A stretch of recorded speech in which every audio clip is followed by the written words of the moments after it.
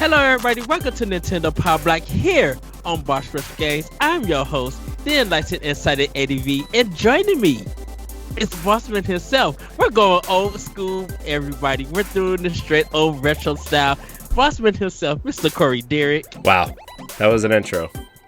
Yes, Ed, old school. 2 recordings in a row. I feel like it's just old school style. Man, I'm excited, Ed. I'm excited. You know why? Because we have guests. Yes, everybody. Joining us after they just did their 1 year spectacular that you guys need to check them out. We have the Nintendo Pals Nintendo Pals from Nintendo Pals podcast. He's the architect of ad work, Mr. Andross. Yes, only I can control the Lilat system. Because you was doing the ad workout on Ring Fit, and I was just like, go, Andross, go. Please tell me that if I shoot your face with lasers, you'll turn into a robot monkey. I actually just turned into a bunch of polygons. Fair. And then barf up a bunch of squares. Wow. Good call. Also, Good call. We have the magical mischief maker himself. Please welcome everybody, Micah. Yep. Oh, you get the... Wow. Hello, guys. Good to be here. Yes, hello, guys. Everybody, we're going to introduce the Nintendo Pals and let you guys talk about your podcast, where you guys are from, how you guys got started. So, everybody, at this time, welcome the Nintendo Pals to the Nintendo Pow Block podcast. Yes, congratulations on 1 year, guys. It's a big milestone. So, Yeah, thanks so much. Yeah. Every time somebody hits a milestone that comes on one of our shows or whatever, the most interesting stat is that most content creators last 6 weeks. So, great job. 1 year, great milestone, big milestone. Yeah. It's kind of weird to think that it's been a year. You're like, oh, it feels like we are pretty new to the whole podcasting game, but we're becoming an established duo. I'd say. We've even got our running gags. We've got our own like emotes and stuff, man. It makes me sound like I'm brand new. The way I'm describing it. It's all right. Ed and I still sound like we're brand new. We've been podcasting together for 7 years, so it's Eddie was telling us. Eddie was just on our show, and he was telling us he'd been podcasting for 7 years. We're like, dang, that is a long time, but it is still kicking, doing great. Yeah, looking great. Thanks. I feel. I'm not gonna lie to you. I feel like crap. We ate a bunch of crap today for Memorial Day, and it's just I feel like, oh my gosh, I might pass out after this podcast. So, but that's fine. It's fine. I ate Skinny about pop. half of this bag of popcorn today. Everybody, Right there with you. everybody save your snacks. We haven't got to Snacktendo yet. Oh, Ed. David's rubbing off on you already, Ed. Well, I want the Nintendo Pals to tell the Nintendo Pow Block community Sorry. who they are.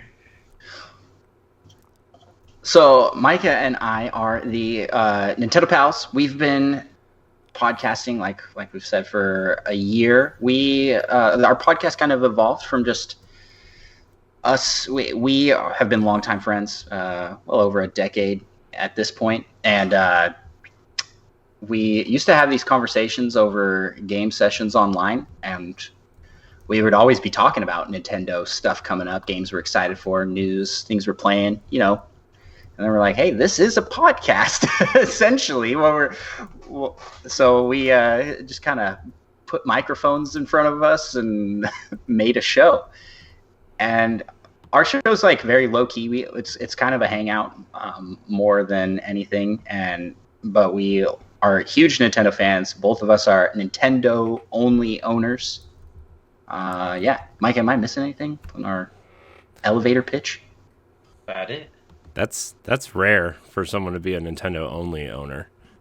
And we got 2 of them. Yeah, that's we do both have PCs, but we like rarely use them for gaming, I'd say. I don't use my PC for gaming at all. this is about what you're looking at is about what I use it for. Yeah, it's the podcast machine. Yeah. Yeah. But man, that's awesome. Ed, what were we doing 1 year after our podcast started? I think we were just happy that we figured it out. Let alone Right. We started messing with Google and we switched to Skype and oh gosh. Guys, any pro tip out there, if you want to start a podcast, do not use Google Hangouts. I don't know how Diggity, our friends at Diggity Podcast, does it, but they use Google Hangouts every week. No, they do Discord now. Oh, do they? Oh, well, yeah.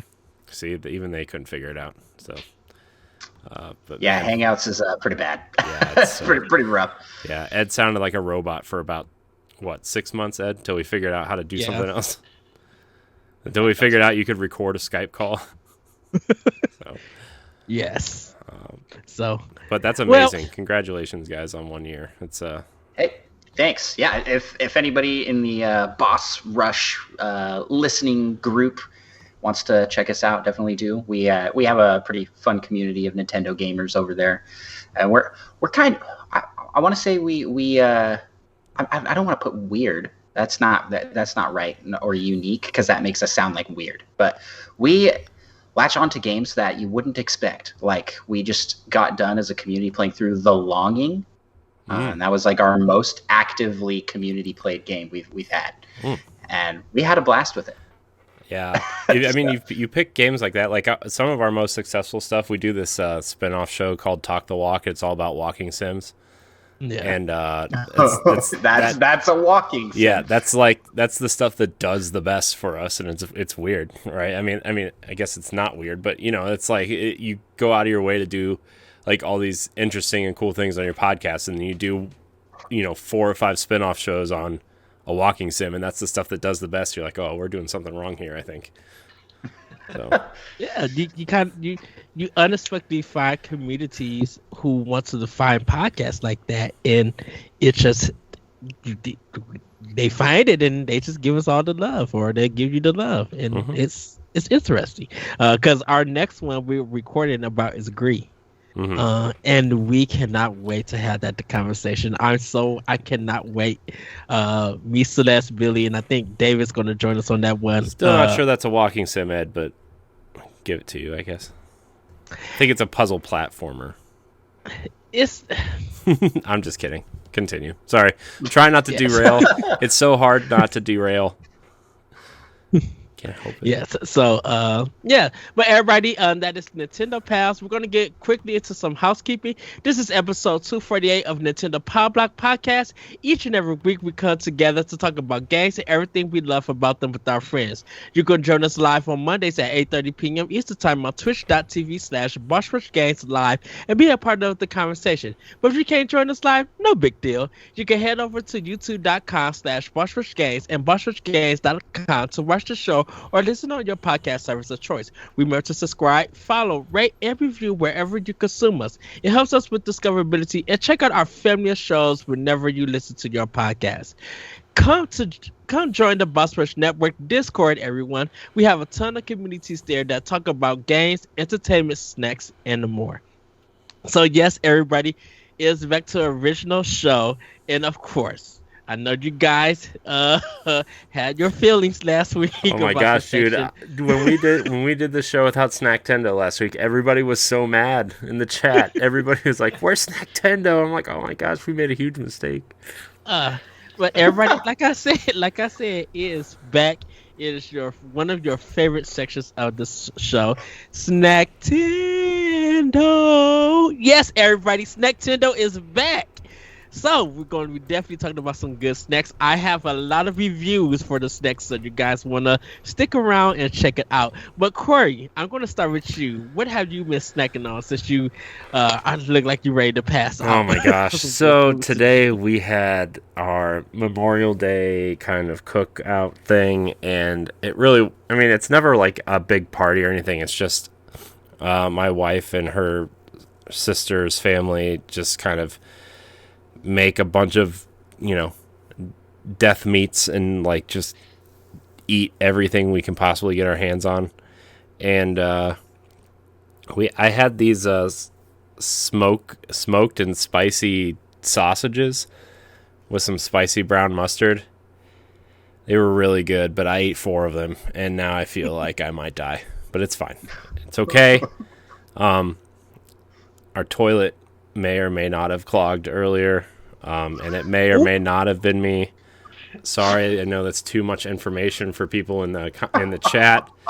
I'm sure, it's too much information for me, and I'm not in the chat, man. I'm saying I know Stephanie's in the chat. I'm sorry. Look, you have kids. You understand how it goes, okay? I'm just a giant child, okay? But man, it was really good. We had some corn on the cob. We had some spicy corn dip for chips. Oh, so good. So good. Man, a lot of spicy food. You're going to be feeling that. I already feel it, man. I have already felt it. That's going to be gross. Yeah, it's going to be fun in the morning when I wake up for work at 4:30.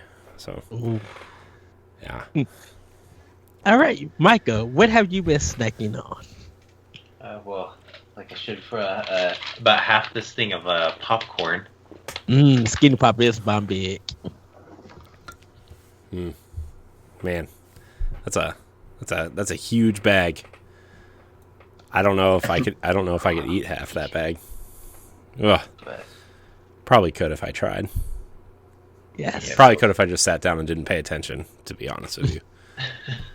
Did you snack over the weekend? Any weekend snacks or anything? not too much. One of my favorite, I guess, more unusual snacks when I need something a little more substantial than just some popcorn. I like to get a couple of Eggo waffles, blueberry, but I just eat them frozen. Really? A nice little snack to keep it cool. In your It's so intense gaming. weird. I always was like, what? You're not even gonna heat it up. It's doable. Keeps I've it tried cool. it. Mike and I have been Doable. roommates, so I've tried it. Mm. I've eaten it, but like, not for me, man. Frozen waffles are weird. The original friend that showed it to me doesn't even remember doing that in the past. He saw me and then he was like, "Oh, that's kind of weird." I was like, "You showed me this." He's like, "I don't remember that." So maybe it was just a weird dream I had or something. Oh wow. well, Andross, what have you been snacking on? What's been in your Snacktendo?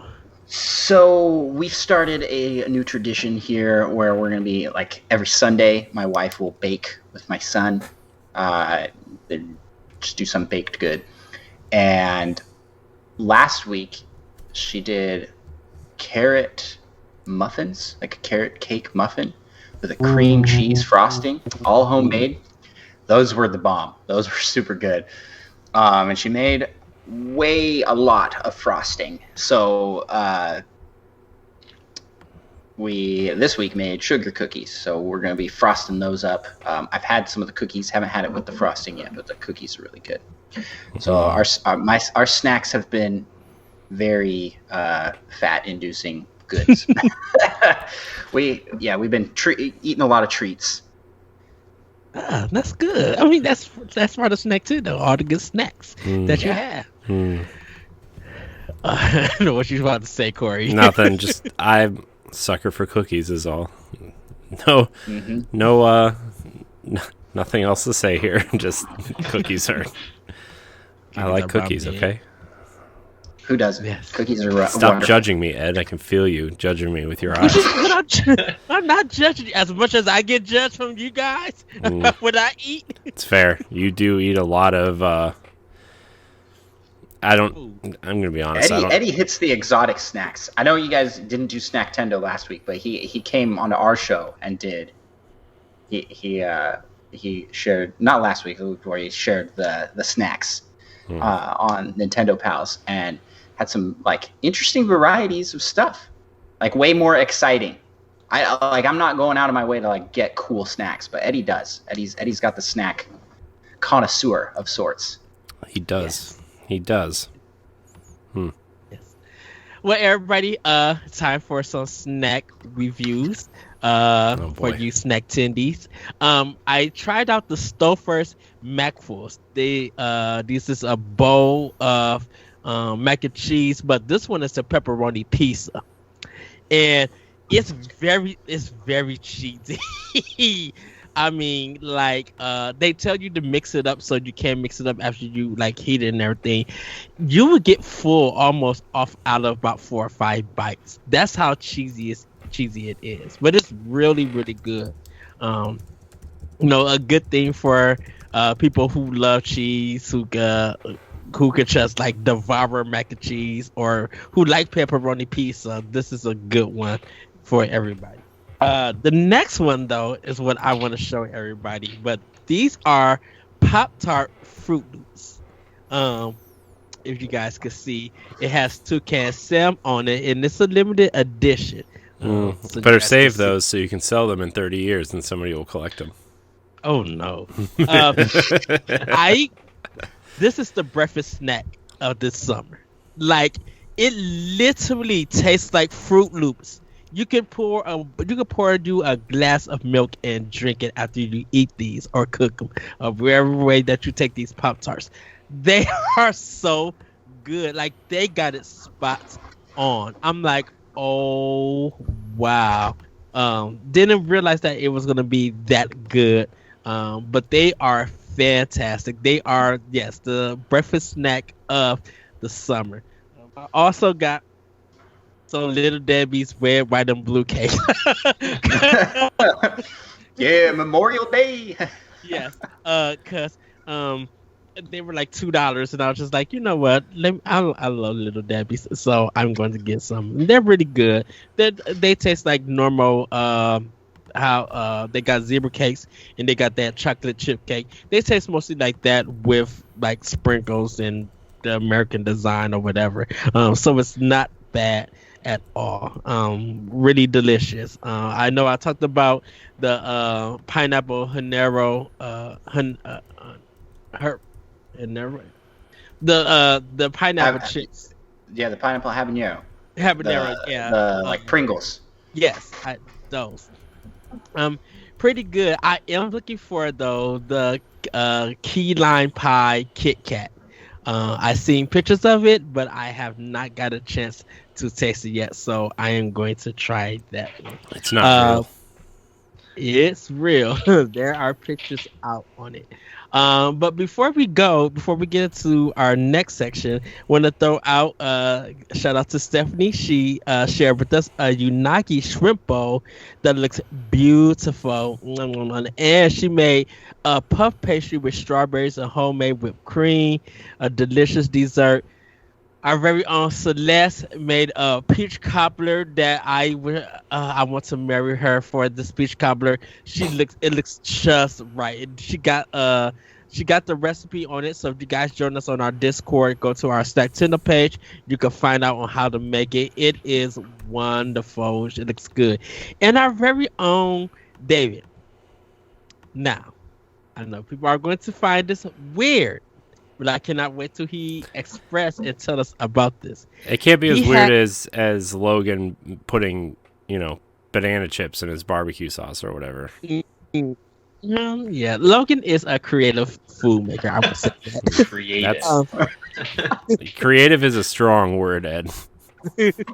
But David had made a dill pickle pizza. Looks interesting. So when he comes back on Snacktendo, we're going to hear more about that. And shout out to Shane. He made some tacos.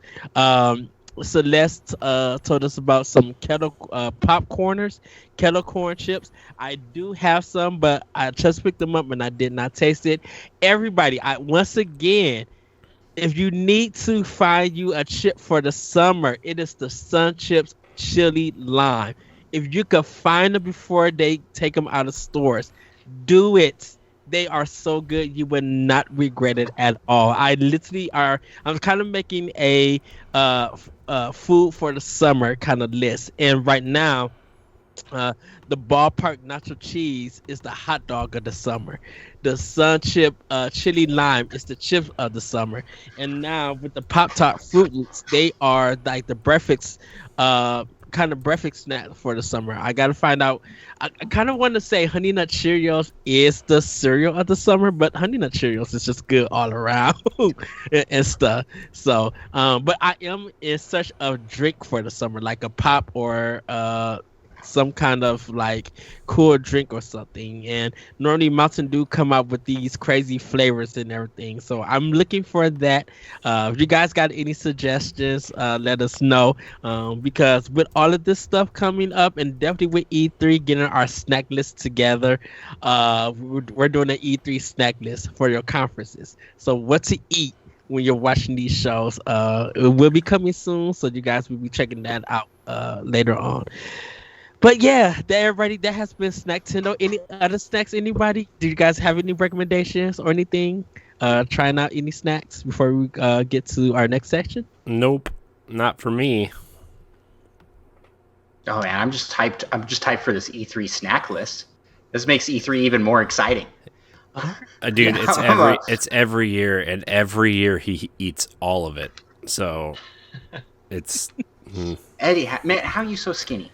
How's this? How is he With still all this alive? food. You're I one feel to like ask. You're the same. I feel like his stomach is just like a iron. You know, it's just like I don't know, just a fire trap, and it just incinerates everything as he puts it in his body. Incinerator, yeah. He is Kirby. I know. Just a black hole there.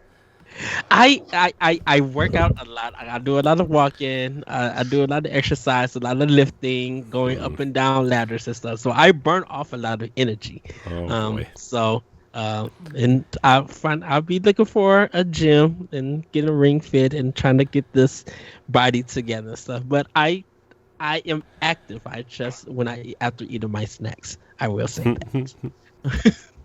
But everybody, we're going to get into our next section, our Game Fact events. And I'm taking over for this Game Fact events because we're going to be talking about one of these in our stories, but it has to deal with the Dragon Quest law. The story goes that Dragon Quest games would cause children and businessmen to skip school and work in Japan. The day of the game had to be changed to Saturdays, and it was believed to be the government who passed a law for it, because they would ship games out on Thursdays, and there would be businessmen and school kids would skip it to go by the game. And there are no sick days in Japan, so people were actually losing money. Like, you couldn't call in and use a sick day, or if you missed class, you were going to get an automatic F in your grades. So if you missed a test, you couldn't go back to remake it. You had to miss it.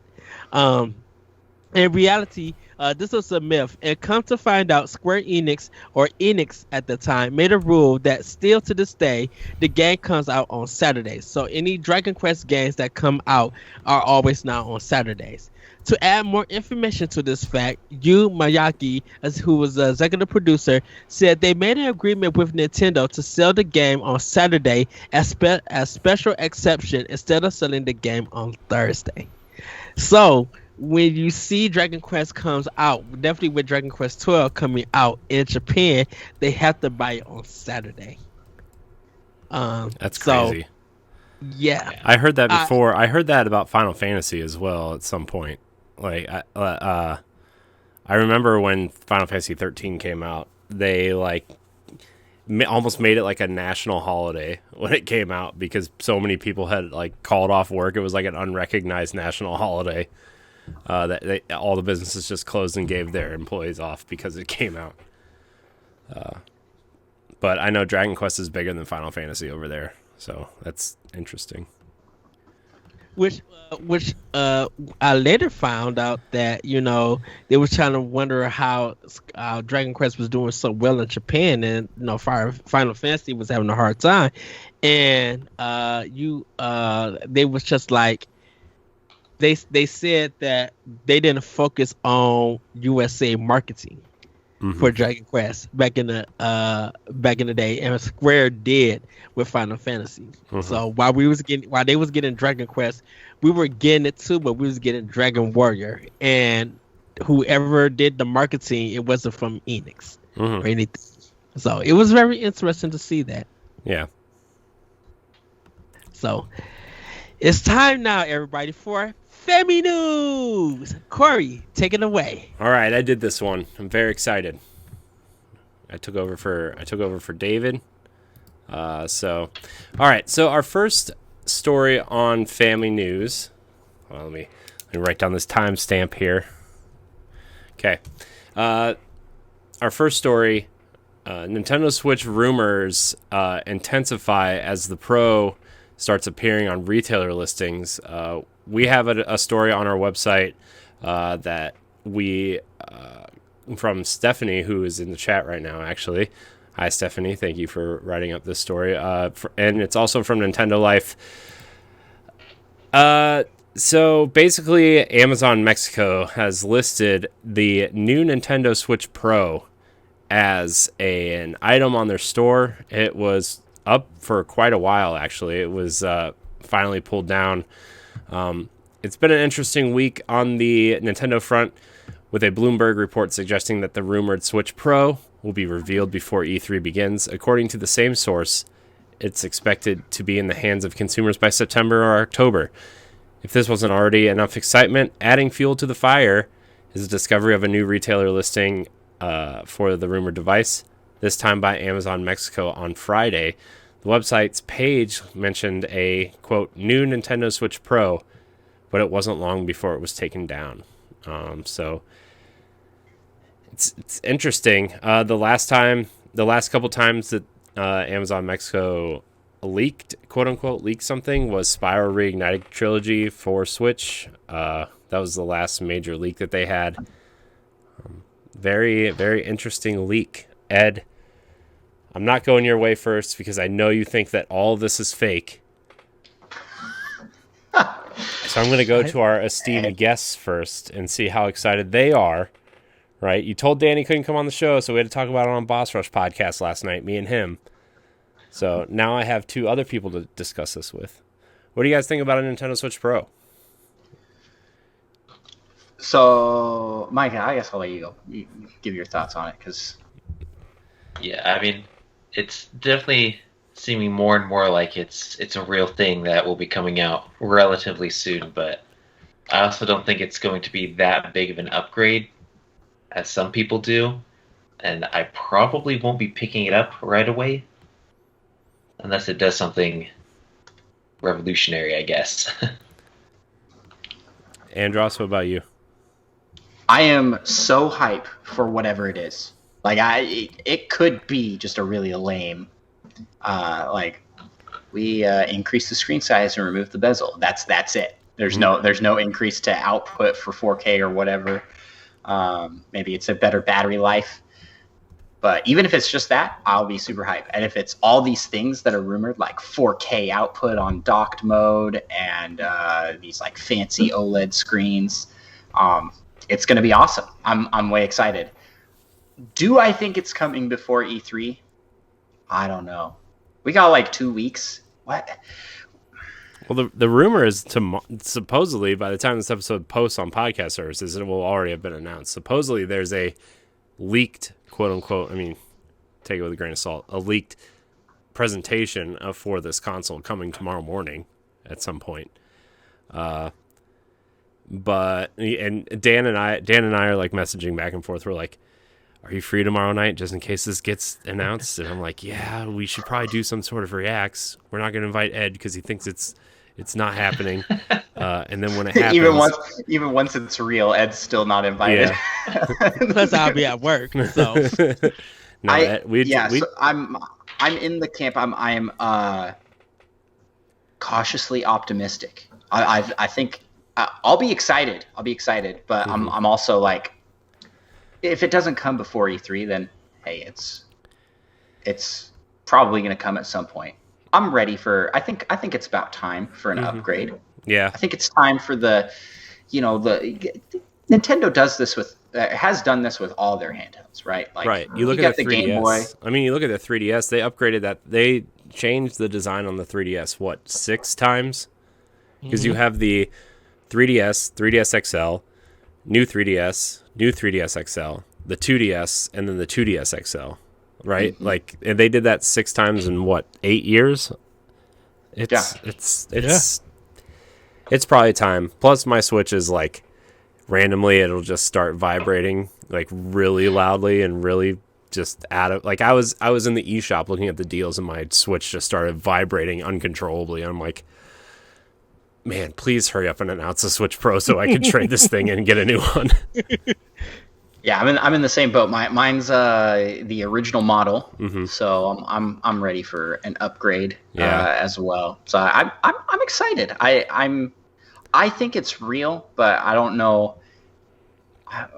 I'm a little bummed that Bloomberg is being so leaky with it. I just would rather have it and not have this like crazy amount of hype building up beforehand, Right. So that I fear that people are going to have bad expectations, and when it comes out and it's like a 2DS, like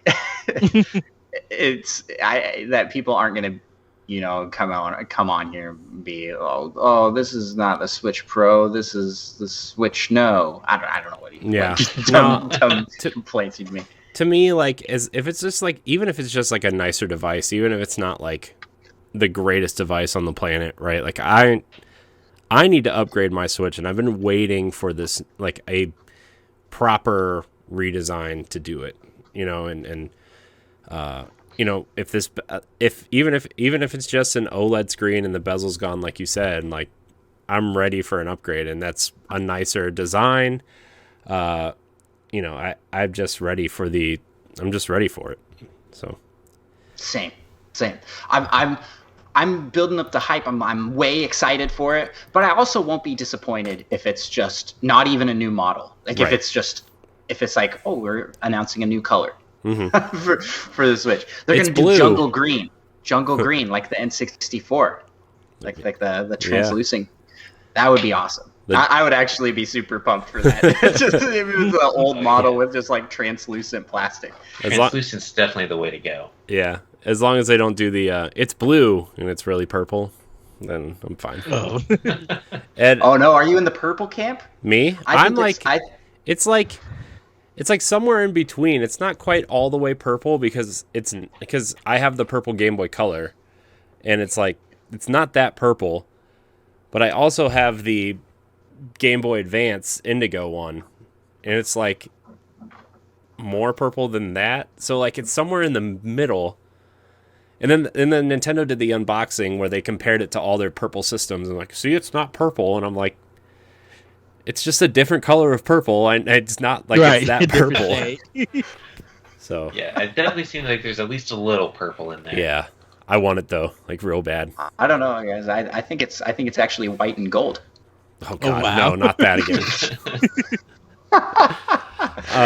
Ed, I'm sorry. Ed, what do you if say there was a Switch Pro, would you be excited for an upgrade to the console? Okay, so I believe there is a Switch Pro. The thing about the reveal is I don't think Nintendo's going to do it tomorrow or anytime soon. I think at E3 they will reveal it or something like that because Nintendo want to control their content. You think they're going to announce it at E3 though, so they don't focus on games? Because to me, if they revealed it at E3, that means they don't have any games to show, and they're showing off a new console. To me, if they show the console early, that means they have all of E3 to show off games and third-party partners games, which is basically what this device should be designed for. They're going to do both. They're going to be able to show the console and still show off games, because the thing about it is Microsoft and Sony's been doing it for their conferences. Like at the end of the thing, they've been showing what their new system or something coming up, and that they have all of these games. I think with Nintendo, it's just like and don't forget, Nintendo has Treehouse, so they could be running all of these games that they're getting ready for off the new Nintendo Switch Pro. So it's not like they just not going to show the system and don't have nothing ready for it. They're going to show probably a lot of that stuff all for Treehouse Live. They've been doing it for years with their past stuff, with the consoles and everything, that they're running these games off of these new systems, and they're going to market the heck out of it and everything. So I don't think I'm not saying that it's not happening. I'm just saying, like you, Micah, I don't think it's happening anytime soon. If it does happen, it's going to happen at E3. Of course, I'm going to go out and buy it. Like, this is Nintendo, and this is me. Like that's a given. So my thing is, I think Nintendo wants to control the content to release it. So if all of these leaks and all these expectations and everybody's saying what it is going to be what it is. If it don't, like I told, if it doesn't come, if they don't announce it on Tuesday, then what? And if they don't announce it for the rest of the week, then what? If Nintendo was going to announce anything, it's going to be on a Wednesday. It's going to be literally sneaky. And don't forget, Nintendo's going to announce it for Japan before we announce it in America. So everybody's going to be dead asleep while Japan knows the news. So unless you're up at 3 a.m. in the morning looking at Twitter and looking at what Nintendo was saying, that's the way that you will find out if they're going to announce it. Nintendo is sneaky about stuff. We didn't even know that Super Mario Party was getting an online function until Nintendo released it at like 7 o'clock in the morning. And it'd be like, wait a minute, Mario Party's getting online after this came out for years, and didn't nobody know anything. Like, that's how Nintendo is. Like, they would sneak something up on you. I just don't think that they're going to do it on a Tuesday. I think they're... See, to me, it's like, remember when Reggie would just pull DSs out of his pocket and be like, well, we redesigned it. This is what it looks like. Here you go. Happy birthday. Yeah. So so I think Nintendo just wants to get it ready, because I'm like, you don't want to show anything off until E3. Trust me. That Walmart Canada, I got told Dana David, who didn't know, that Walmart Canada leak that happened in 2018, how it literally spoiled E3. That's what you don't want for E3. What a great and leak, Nintendo though. doesn't want that. A lot of hype for that leak. Yeah.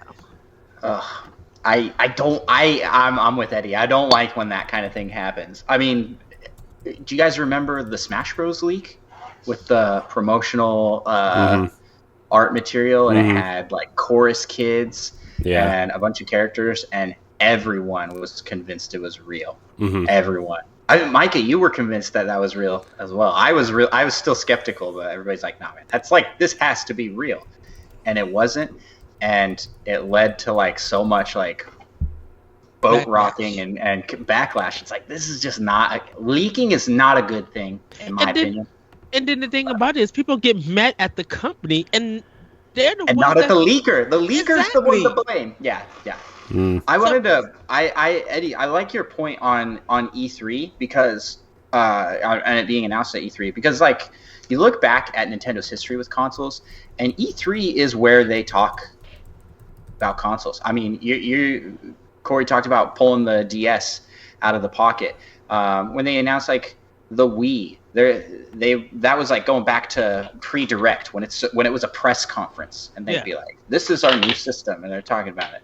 So they totally could go that route, but at the same time, Nintendo this last year with COVID has been unpredictable and crazy. Like, Shadow Drop, Paper Mario is coming out in a month. See you guys in a month. Yeah. Like, whoa! Wait, where did this come from? Exactly. Nintendo can do that, right? Like, they can just drop a trailer on a random Thursday and be like, "Oh, hey, by the way, here's our new game that's coming, and it'll be out in 2 months. We'll see you in August," right? Like, it's just like, I don't know. Nintendo can do whatever they want. Everybody's going to get excited, especially now because the Switch is so popular. The reveal of the regular Nintendo Switch, how it just showed up on Twitter. And she'd be like, wait, there's a commercial? Wait, what is this? And we're trying to figure out what the world is going on. We didn't know they was dropping it. We didn't know Nintendo was announcing anything. It was a commercial. We seen it. We understood it. And we were just like, oh, wow. And no one expected for them to do what they did. They had a nice trailer. There were a lot of people memed Karen from it. But, yeah, good old rooftop Karen. I can't wait for that commercial where they show her trading in her launch model for that one and then taking the new model onto her rooftop to party. Yeah, so I think Nintendo, they're controlling it. I know the leakers and everybody are saying the things that they want to say right now.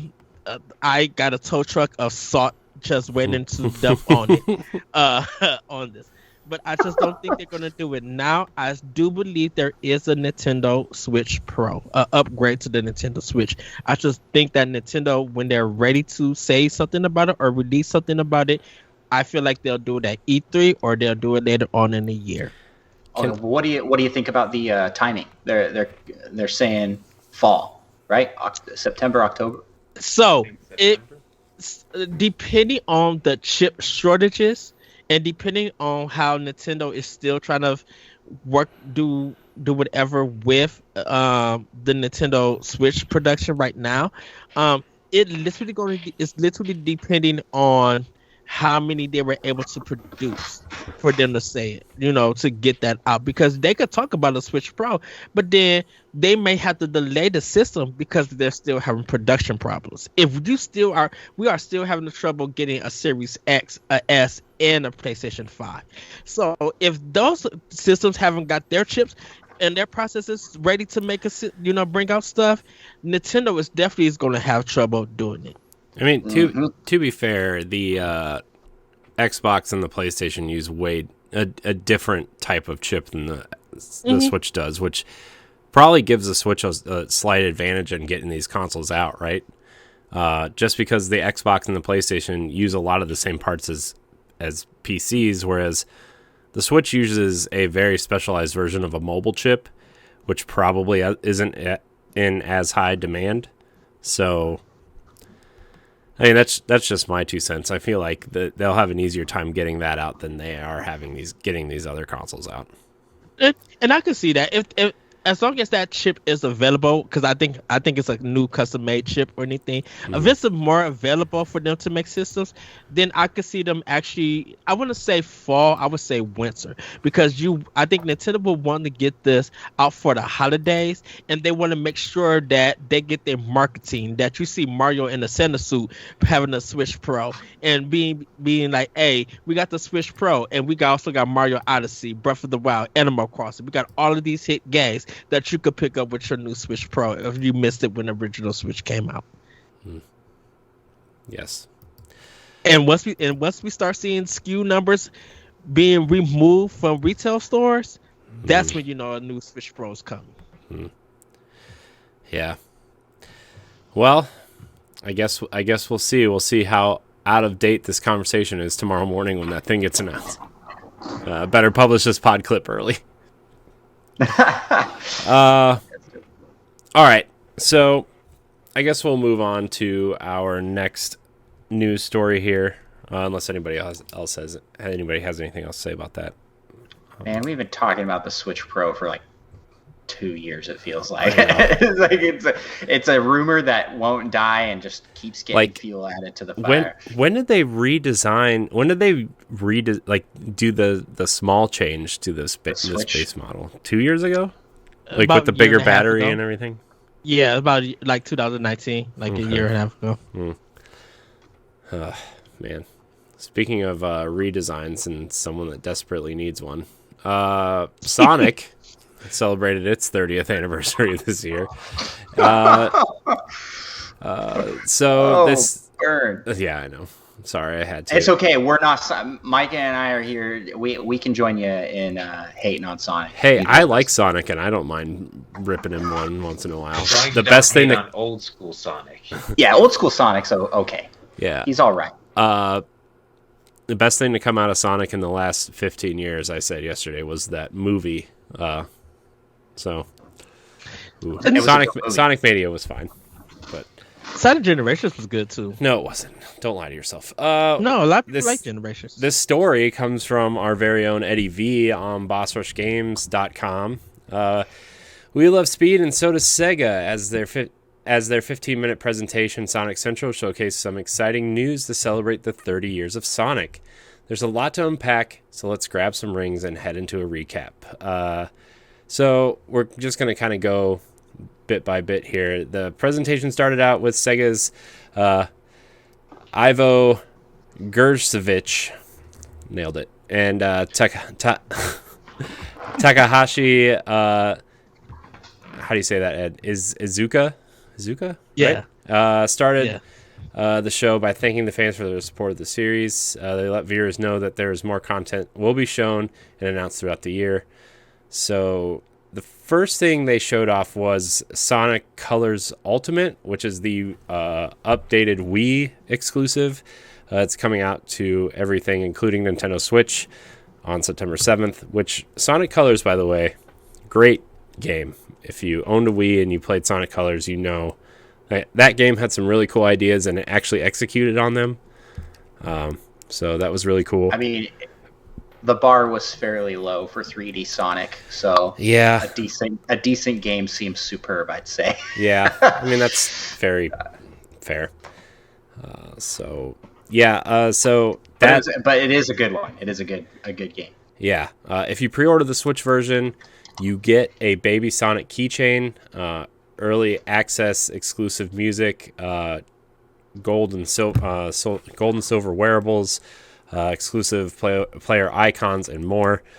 They're going to tell us more in the next couple weeks, but Sonic Colors, I think, is one to keep an eye on if you are looking for a Sonic game on Switch. I would not waste your money on Sonic Forces, which is constantly $9.99 right now on the Switch eShop. I got it for free. I got it for free for PlayStation 4 for the PlayStation Plus, not PlayStation Plus games. Yeah. Yeah, I would not do that. But on top of that, Roger Craig Smith, who voices Sonic, announced a 2-part animation short called Sonic Colors: Rise of the Wisp. The story takes place in the Sonic Colors universe. Sonic and Tails go to Sweet Mountain and meet up with a new character to the series, Jade Ghost Wisp. They must adventure out to save the Wisp from Dr. Eggman. So this is a new series coming. Seems kind of cool. I don't know if you guys watched the Sonic Boom series or played Sonic Boom on the Wii U, but I actually didn't mind those games. Not great games, but Sonic Boom was pretty decent. So Sonic's always kind of succeeded in the cartoon realm anyways, too. Let's see here. The most surprising announcement of the show was Sonic Origins. This collection contains Sonic 1 through 3, Sonic and Knuckles, and Sonic CD. It's important to know that Sonic 3, Sonic and Knuckles, and Sonic CD haven't been on the Sega Genesis collections from previous years because of licensing. Fun fact, Sonic 3's music was composed by Michael Jackson, and that music has been with the Jackson estate for a long time. So, pretty interesting stuff. I did not know that. Mm-hmm. That's interesting. That's super interesting. Yeah. That's why with that Origins collection, seeing that Sonic 3 was included, I'm like, what? That's a big deal. That is a real big deal. Yeah, and even on the Xbox store, all those games are backwards compatible, and Sonic 3 costs more than the others because of the licensing. And they actually replaced all the music in Sonic CD because of the licensing. So, pretty generic guitar riffs in that Xbox version. It's pretty bad. Why did they do that for Sonic CD? It wasn't a agreement in perpetuity, because they didn't make deals like that in the 90s, because okay. Who knew this digital future would take off and your Sega would break and your discs would scratch. I don't know, Ed. I'm not a contract guy. I just know that they didn't make the right contract, so yikes. Okay. But this is cool. I really like it, especially I really have a soft spot for Sonic 1, especially. I still think Sonic 1 is the best of the original games. I know I'm in the minority. I know a lot of people think it's Sonic 3. I know a lot of people enjoy Sonic Knuckles, but Sonic 1. It's the first game I ever beat to completion in one sitting. Same here. So that is Sonic 2. I always thought that Sonic 2 was the best one out of all of them. Yeah, I don't know. Once you introduce Tails and he's just a moron, like... Excuse me?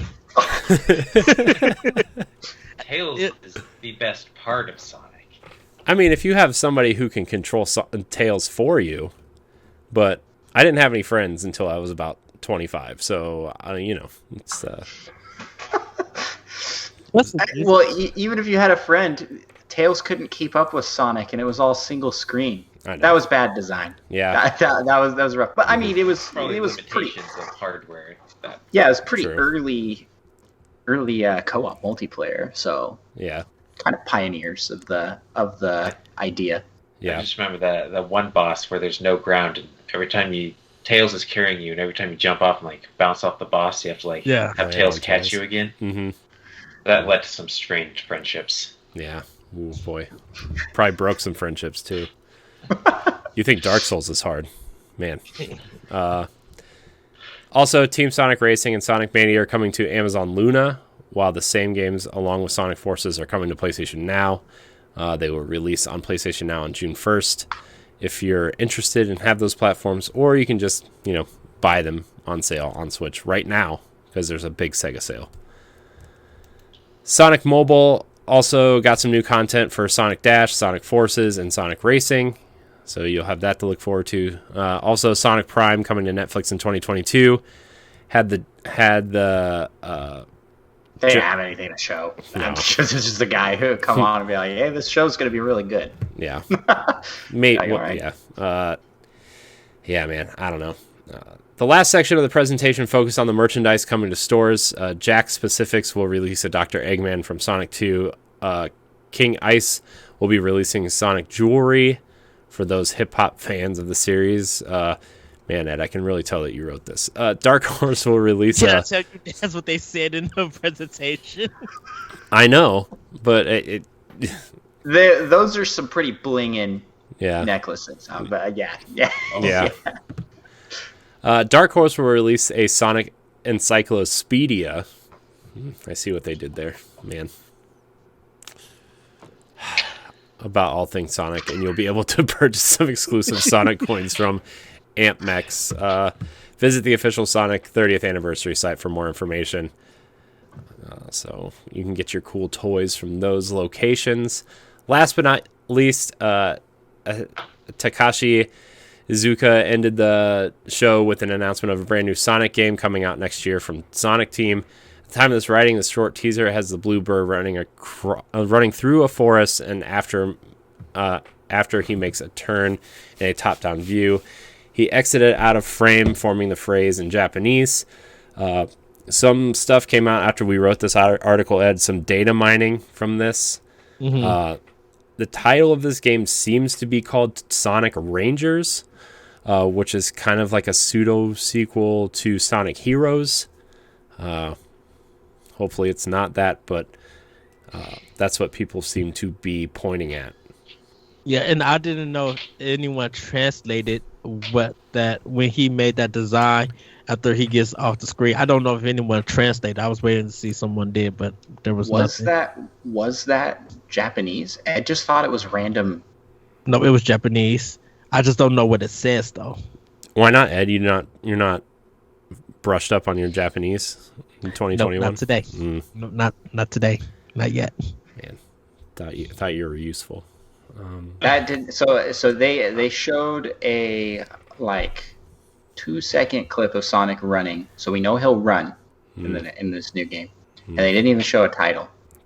It was potentially one of the worst "one more things" I've ever seen in a presentation. I'm sure people are hyped for a new Sonic 3D game, but man, nobody can do the one more thing like Nintendo does. They've just got it down. They should have just left that off and just talked about it next year, right? That just seems like the right thing to do. Wasn't ready, No, not cooked enough. Yeah. I did go out and get Sonic Mania on Xbox today for some reason, even though I own it on Switch already. I still need to buy it. I don't know why. Where was Sonic Mania 2? Where was it? Yeah, I know. That's the game I'm waiting for. They're going to have more announcements throughout the year. So more games. They did say more games are coming. They're just not ready to announce it yet. There's also an announcement that you can play Sonic the Fighters inside Lost Judgment this fall. If you're wondering, if you were interested in that, so you also could get the Sonic the playable in the Olympics and not at Sonic in the Olympics, but at just the Olympics. Tokyo It's like- 2020. Riveting. It's like a guy in a Sonic mascot costume. It looks Questionable. questionable content. I look at that and I'm just like, this does not look good at all. It looks pretty bad. Yeah. Come on, Nintendo, Sega, just make Sonic and Mario and Sonic at the Olympics 2021 if you need to. Like, those games, at least they sell and at least they are fun. They have some quality to them. This one, ooh, goodness, this look like, ooh, goodness, a HD version of a PlayStation 2 game. Wow. I was just like, this does not look good at all. Wow. I don't even know what to say to that.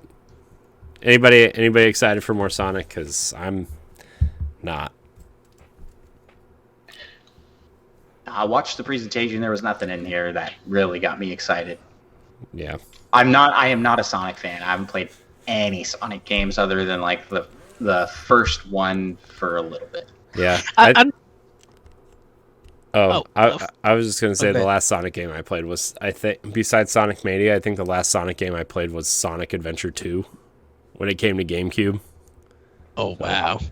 I know for me, because I own Sonic Generation and Colors. I'm excited for the Sonic Origins games collection because I never got to play the Sega CD one all the way through, and I never got to play Sonic and Knuckles and Sonic 3 all the way through. So I kind of want to go back and play them because I beat Sonic 1 and Sonic 2, and Sonic 2 soundtrack still to me is underneath Streets of Rage 2 is probably one of their best soundtracks for the Sonic franchise.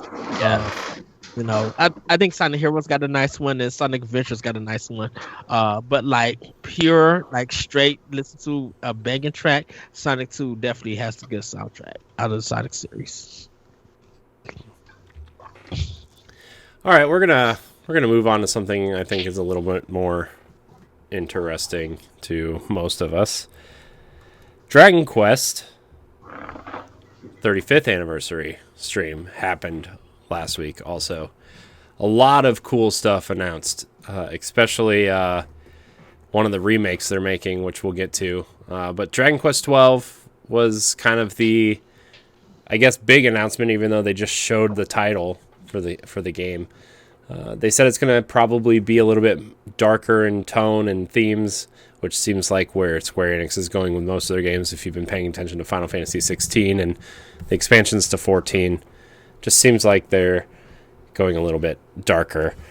They also announced a sort of spin-off / sequel to Dragon Quest 11 called Dragon Quest Treasures, which follows two characters from 11 on a journey. Seems a little bit more Switch focused based on the art style. Dragon Quest Mobile is getting a few things, which is cool, I guess. Dragon Quest X online and offline versions are coming, but no release outside of Japan just yet. And then last but not least, the one that I'm most excited for is the Dragon Quest III remake in the Octopath Traveler HD 2D engine. So Yeah, man. Yeah, I was watching the video of it. It looks gorgeous and everything. looks so And good. but I was kind of puzzled first because I was just like, I thought they remade it. But didn't expect that they was remaking. Like, I think this is the third remake for it, or the second. Yeah, remake I mean they did one on DS, right? 3DS, I believe. Yeah, 3DS. it was one of them. They did that, and then I know they did a mobile version, but this actually looks like they're putting a lot more effort into it. Not that the DS version wasn't effort at all, but this is just beautiful. This is beautiful. Yeah. This is the best game I've seen on this engine, right? Between Octopath, which was beautiful when they showed it off, right? But with Project Triangle Strategy and now this, they've really kind of refined the engine, right? Yeah. And man, this game, I literally think it's gonna sell maybe 3 to 5 million the weekend that it comes out, or at least 2.5 million. It's going to sell because this game is gorgeous, and I think they're doing a worldwide release on this one, or is it just Dragon Quest 12? They said that all of their games are going to try to do a simultaneous worldwide release, but platforms were not revealed. Although Dragon Quest, Dragon Quest seems to be associated with Nintendo a lot, right? Like, yeah, Dragon Quest 11 came out to PlayStation first, but the Switch got the special edition with the extra missions and characters and stuff. So they took a lot of time. Plus, they got that really cool 2D version, right, of the game. So that was cool. Which was the 3DS version in Japan. Yeah. Remember that weird package when they packaged the PlayStation 4 and the 3DS versions together? Yeah. In one package? It was like, man, that's a weird combination. But yeah, and I think that's why it goes back to my Game Fact events that it's coming out on a Saturday in Japan, so that it'll be dropping on a Friday here. So it still works in a sense. Yeah, I can't wait for pre-orders to go live for this because I feel like there's going to be a collect version of it, and I think Switch has the mobile version of Dragon Quest 3 because I have it, but I haven't started. Yeah, well, they released the NES versions of all those games, right? Like 1, 2, and 3 on Switch. I think so. Yeah, I have to check Nintendo online. Yeah. But yeah, this one I was blown away. I'm like, oh yeah, this is going to sell bunker numbers. And I hope there is a collection version. And I know, and not just know Nintendo and Square Enix, they're going to have a Joy-Con collection of this. Oh gosh, just like a blue one with a slime stamped on it, right? Like it's not even going to be. They could just do that, and people would go nuts. Yeah, I mean, they might even you look have at a Pro Controller for it. I mean, you look at not that this has anything to do with Dragon Quest, but you look at the Fortnite Joy-Cons, right? It's a blue Joy-Con. It's a blue and a yellow Joy-Con, and the blue one has an F slapped on it, and people went nuts for it. And I'm like, oh, my head hurts just thinking about that. Oh, not that I have anything against Fortnite. It's a fun game. I played a lot of it, but like, it's a Joy-Con with an F on it, dude. I can print a sticker off it of an F and just hand it to you. You can just slap it on there.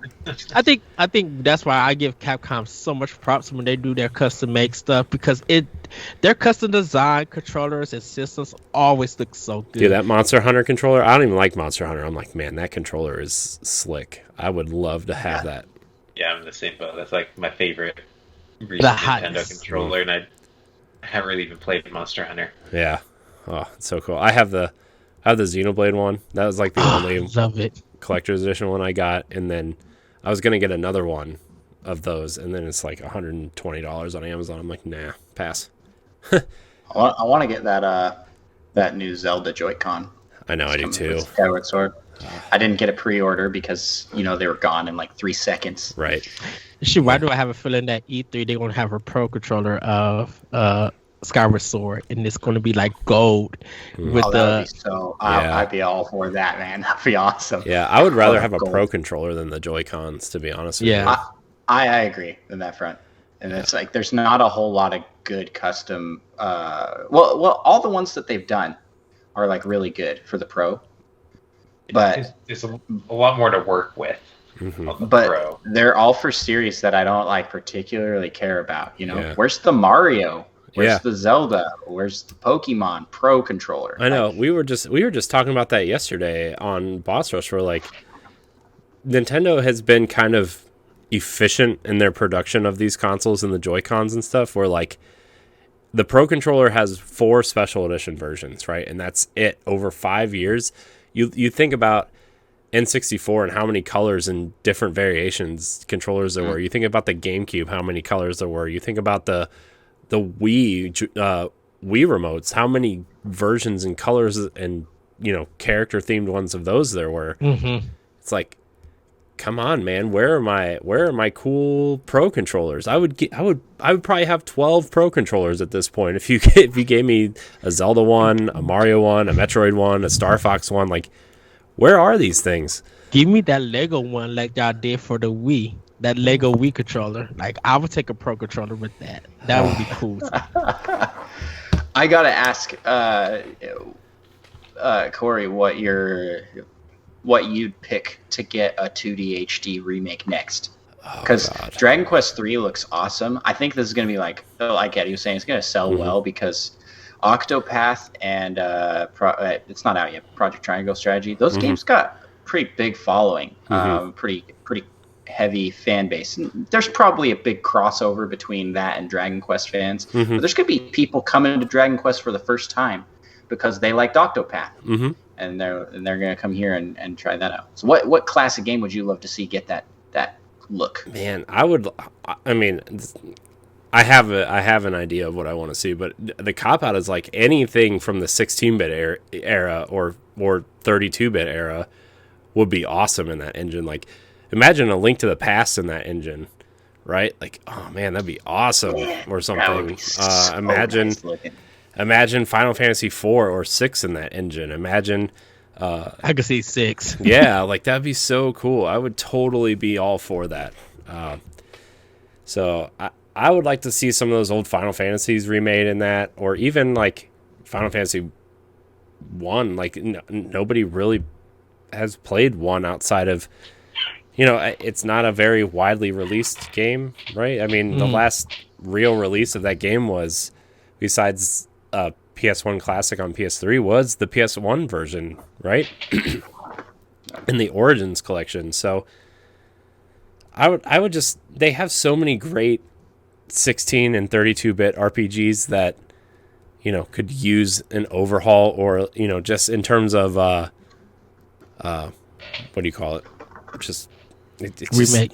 Yeah, but, oh my gosh, why can't I think of the word? They need re-released for quality of life reasons, and just preservation is the word I was looking for. Thank you. Thank you, man. Wow. But yeah, I would like to see any Square, even like Super Mario RPG. I think would be cool too. Oh yeah, that'd be really. Mike and cool I said Chrono Trigger. Yeah, I could see that too. That'd be really cool. I'll probably go with Rad Racer. Oh man, you suck. Out of all the cool games, you pick like the worst racing game on NES. God, Ed. But think about, a lot of people who don't know about Rad Racer, and I know enough about Rad Racer to know that nobody needs to know anything else about Rad Racer. Maybe there's a reason nobody knows about Rad Racer. But I'm saying that, like, with the history of Square, they have so many games outside of role-playing games that it would be interesting to see that graphic style applied to some of their games that's outside role-playing games. Because, like you guys said, Chrono Trigger, Dragon Quest, Final Fantasy. It could have been Secret of Mana, Musashi, samurai game Musashi thing that was on PlayStation. Like, you could do a lot of their role-playing games that they're known for, but try to go out for some outside games from Square Enix and see if that will work. And I think Rad Racer would really look cool. Give it that style, and to give it that attention. And I think it would do great on Switch. A little fun kind of game to play. Yeah. Basically, any turn-based RPG would be great in that. Even if it's a bad one, and just automatically make it great. So. What they did with Tabal. You know what? On that note, this would transition into our next story, but like some old school Pokemon games would be cool in that engine too. Yeah. Oh yeah, like the redo. Yeah, like a remake of Red and Blue or Gold and Silver, right? Like I think that'd be so cool. But speaking of Pokemon, we got some release dates, gentlemen. Diamond and Pearl. Well, hold on, I gotta get the correct terms. Brilliant Diamond and Shining Pearl are coming November 19th, 2021. Are coming. And Legends Arceus is coming on January 28th, 2022. Earlier than I thought. Yeah, same. I was like, wow, that's way sooner than I was expecting. Yeah, I was expecting like maybe March or April. About the time where like Pokemon Snap came out this year. What was the end of April? So, yeah. I I knew for Diamond and Pearl it may have been somewhere around November. Yeah. Because that's normally the time that a Pokemon game comes out. The other one though, yeah, that's a little bit early, but that's a good way to start 2022. For Nintendo fans and Pokemon fans, let that be your high priority game. To get that's guaranteed sales right there for Nintendo for next year. Yeah. I mean, I know a lot of people are excited for Diamond and Pearl. That seems like one of those. Whoa, echo. My bad. It seems like one of those generations that's really a jumping on point for a lot of people. Are you? Andross? I know you got excited when I said we got release dates for those. Are you excited for those? Like, what is it about that gen that excites you? I loved Gen 4. Gosh, I don't know. Maybe it was just like when it came out, where like, my age group, I was like, gosh, I don't know. I don't know how old I was when that one came out. Oh God, please don't tell me because you're gonna make me feel old. Yeah, I'd already been a fan of Pokemon games, but I was probably at like peak gaming age, and so it was one that I really enjoyed. The story, I really enjoyed the music. Everything kind of Gen 4 feels almost like peak Pokemon for me. And beyond that, like what came out after that, we had Black and White, which I thought was all right, but nothing ever quite hit the same for me. But besides, nothing quite hit the same as Gen 4 for me. Yeah. I really loved Heart Gold, Soul Silver, which was also that game, that generation's remake. Like that's probably my favorite Pokemon game. But that one I'd say might be lacking a bit in the story area, where Pokemon Diamond and Pearl had a really engaging story where you're trying to figure out like the lore of this world, and the boss organization had a really put together plan that you're infiltrating. It wasn't so tropey of bad guys like Team Rocket, where Team Rocket's classic, but they're just like, they're just the mob. They're just there to be bad. They're just mean guys. But Team Galactic had like this plan with kind of this like crazy leader that wanted to basically restart existence by capturing time and space Pokemon, like time and space itself. And yeah, I don't know, maybe I'm remembering the Platinum version because it definitely did a lot more with that, and they had better balancing overall. I'm hoping that's what these ones are, the Platinum version. Yeah, remade. But that's me. I'm maybe going a little too deep dive on why I love Pokemon Diamond and Pearl. But that being said, I'm kind of hesitant to pick this one up. Like I wasn't crazy about the direction they went with the art, going for the chibi look. And to me, it's not going to be a new enough experience for me to warrant playing it again. But I don't know. I'm definitely pumped for Legends Arceus. I'm definitely pumped for that. It's going to be that's going to be a new experience in the series. So run at 60 frames a second on your Nintendo Switch Pro being announced tomorrow morning. Yeah, I think Micah's in the same boat as me in that regard. Yeah, although I think peak Pokemon was Crystal. My peak Pokemon was definitely Blue, Red and Blue. So yeah, but you can't even run. So you guys are talking about walking simulators. Original Pokemon is painful to go back to, my friend. Oh my gosh, it's so slow. I could go back to it. Ed, you sit here and play old games on a regular basis, okay? That's why you're at that retro code, okay? You're playing the original Metroid right now, okay? I'm definitely hyped for Diamond and Pearl. I know definitely for me, because I bought Diamond. That's my birth gem for April, and I remember that game selling out, and the restocks for them were hard to find. All you seen was Pearl in stores. If you seen Diamond, you had to snatch it up. There's always the one that, like, everybody got Sword. Mm-hmm. No one got Shield. Right. The Shield was all over the shelf. It barely makes sense that they release 2 versions anymore. You know what I mean? Like, okay, I guess I kind of got it back then, where you're like, oh, well, my friend got red and I got blue, and there's different Pokemon in here, and there's, minor story elements where you can just link up and you trade Pokemon, right? But now it's just like, okay, guys, you could have just been Brilliant Diamond and Shining Pearl as one package, right? And just, I don't know. Call it a day. Yeah. I'm definitely getting a 2-pack because I brought Sword and Shield as the 2-pack, and there's some goodies in it with it. And I want to play Pearl. I never got the chance to play Pearl. I never got to trade with anyone. Spoilers, so it's about the same game. It is, and it's about the same price. But I like having that collection, and because I know that if the collection sells out, they're not going to have it anymore. So I'd rather just get both games. And whether I play one and not the other, I have that collection. It's me, once again, Nintendo. I know. Micah, what about you?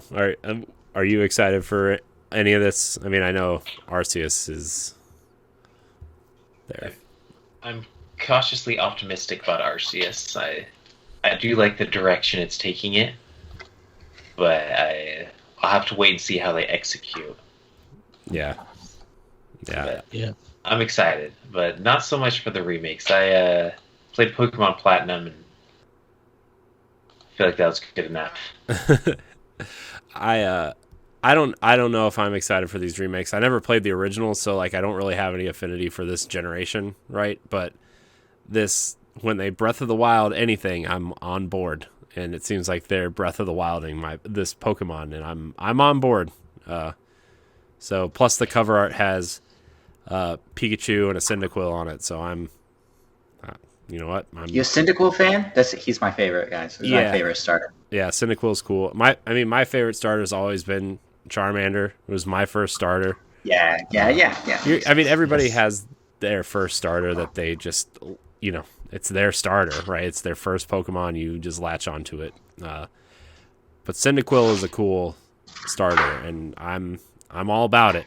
So I love all my grass type starters. That's all I can say. You're the worst. I love all starters equally. Ish. All right. Well, good Pokemon discussion. I'm excited for January. I'm like, to me, like, Pokemon is something that I feel like I want to be into so much, and then you just keep adding and adding and adding and adding, and it's just like, where do you stop? Like, you know what I mean? Like, I actually liked when Sword and Shield said, hey, we're not adding all of the Pokemon. We're just going to have a select amount, right? And I was like, oh, thank God, they're not adding like 1,000 Pokemon to this thing. I know I'm in the minority of that, but it's just me, guys. I'm sorry. I don't know. I just feel like the series is a bit stale. So that's probably why I'm looking forward to Pokemon Legends. Yeah. Taking it in a completely new direction. Hopefully Game Freak is not biting off more than they can chew. It kind of looked like that from the trailers. Yeah. But I mean, they might have been showing it. Here we go. Maybe it was supposed to be for Switch Pro, and maybe, and that's what we're waiting for, and it'll be running buttery smooth on that. I mean, that's what I'm thinking is like, okay, well, this is coming out. It didn't look like it was running well. Maybe it was running on like a base system, and I know like it might have been in like alpha or pre-beta. It's not like ready to go, right? They're just showing us footage to get us excited. But some of this stuff that they've been showing off and announced, right, where Bayonetta 3 might fall under this, Metroid Prime 4 might fall under this, where like, yeah, it runs on the base Switch, but it's going to run better on the new Switch. And that's what I'm really hoping. I don't really care, right, back to the Switch Pro conversation, if it's a 4K thing, if it's a whatever, as long as it just makes my current slate of games run better and play it better. And like the Hyrule Warriors on 3DS situation where technically it could run on the 3DS, but if you had a new 3DS, it just ran way better. So I'm hoping for that. All right, our last news story, not really much to say, except that Axiom Verge 2 has been delayed. I like Axiom Verge a lot, and this was kind of disappointing to hear, especially because it was supposed to come out at the end of last year, right? And, it's, I mean, I'd rather, him take his time to make this game and make it the best it can possibly be, but also it's disappointing when game you're kind of looking forward to is delayed. So 100%, yeah. Anybody else excited for Axiom Verge, or am I the only one? I think it's super. Okay. I think it's the first one was super popular. So I have not tried it out, but I was looking forward to a sequel coming for it, trying that out. Mm. Yeah, I'm excited for it. I'm not mad about the delay or anything. Because I'm like, I know it's going to be a great game, and like you said, I'd rather him take his time to make it and stuff. Because I think he has a team working it with him on this game. Yeah, it's a bigger team. The first one was made mostly by himself, with some, he outsourced the music and some sound stuff. But this one, he actually has a small team of, I think he said 8 or 10 people working on it with him. So yeah. So, I think it's going to be a great game. I believe him and the team that they need this time to probably work out the kinks to like get more stuff added on. So I could wait for it. I mean, plus there's a lot of games dropping, and I'd rather this be like a fall winter game for indies to like lead for that season. Yeah, Q3 is what it's slated for. That makes sense, actually. Yeah, because it's like we got a ton of indies coming right now and in the next few months. So maybe it'll have a better chance, have its own spotlight in the fall. Like if you drop it in like July or August, I guess would be probably a good time for this. So, anybody else want to talk about Axiom Verge, or we want to kick it back over to Ed for what docked mode? I guess is what's next. Yes. Still trying to wiggle my way into this new format. I'm trying to figure out the format because there's no format ever. All right, Ed, back to you. All right, everybody. It's time to get into our doc mode.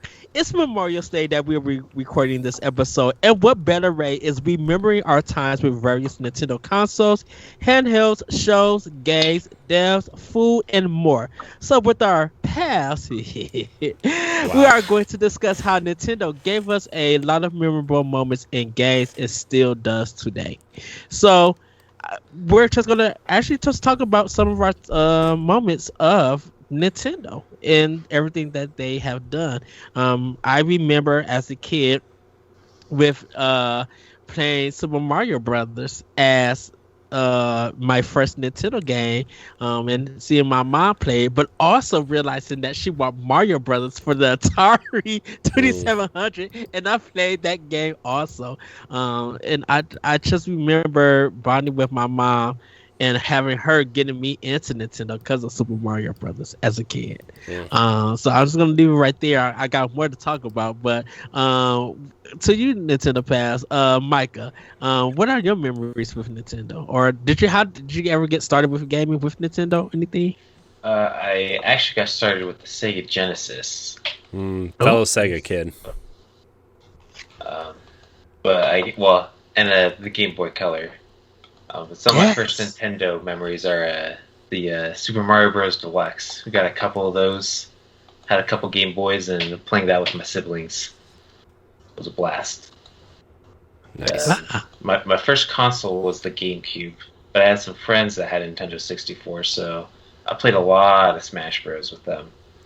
Nice. Good choice. What about you? Go ahead, I still believe that the GameCube has some of the best games. Metroid Prime, Luigi's Mansion, Mario Sunshine. Got a lot of nostalgia for those. GameCube was a great system. Yes. I gotta. Andrew until recently had not played like any of those. My opinion on Mario Sunshine is not high. I'll say that much. The struggle. I gotta Oh, gosh. make one comment on the GameCube and the Wii U. I think Nintendo's two best consoles are their lowest selling consoles. So Wii U's a great console. it is a great console. So is GameCube. Yes. So is GameCube.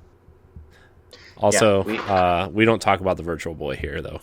So I've never played it, so no. I know. I want to. Either. I want to try it. I want to try it just because I want the VR Nintendo experience. I had one And for a while. Not the Labo. But I had one for a while. It's the only Nintendo console I've ever gotten rid of. And what did I get rid of? What did I get rid of it for? I think I got rid of it so I could buy Nintendo 64 games, to be honest with you. And I regret it because I've been looking for like resellers to sell it, and it's just like expensive as crap now. It's the only Nintendo console I don't own.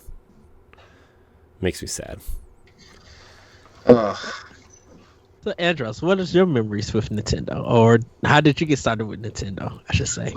So like you, Eddie, my parents were into gaming. My dad had the Atari.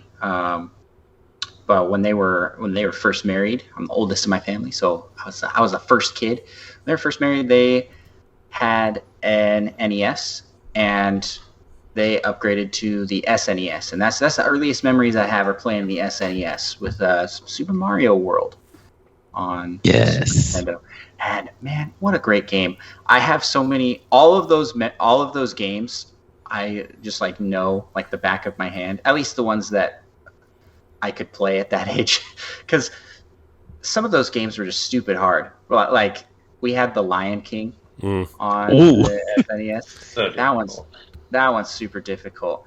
But I loved Super Mario. We had Mario Kart. We didn't have a lot of these like classic gem SNES games, like A Link to the Past. They didn't have that. I didn't have Super Metroid.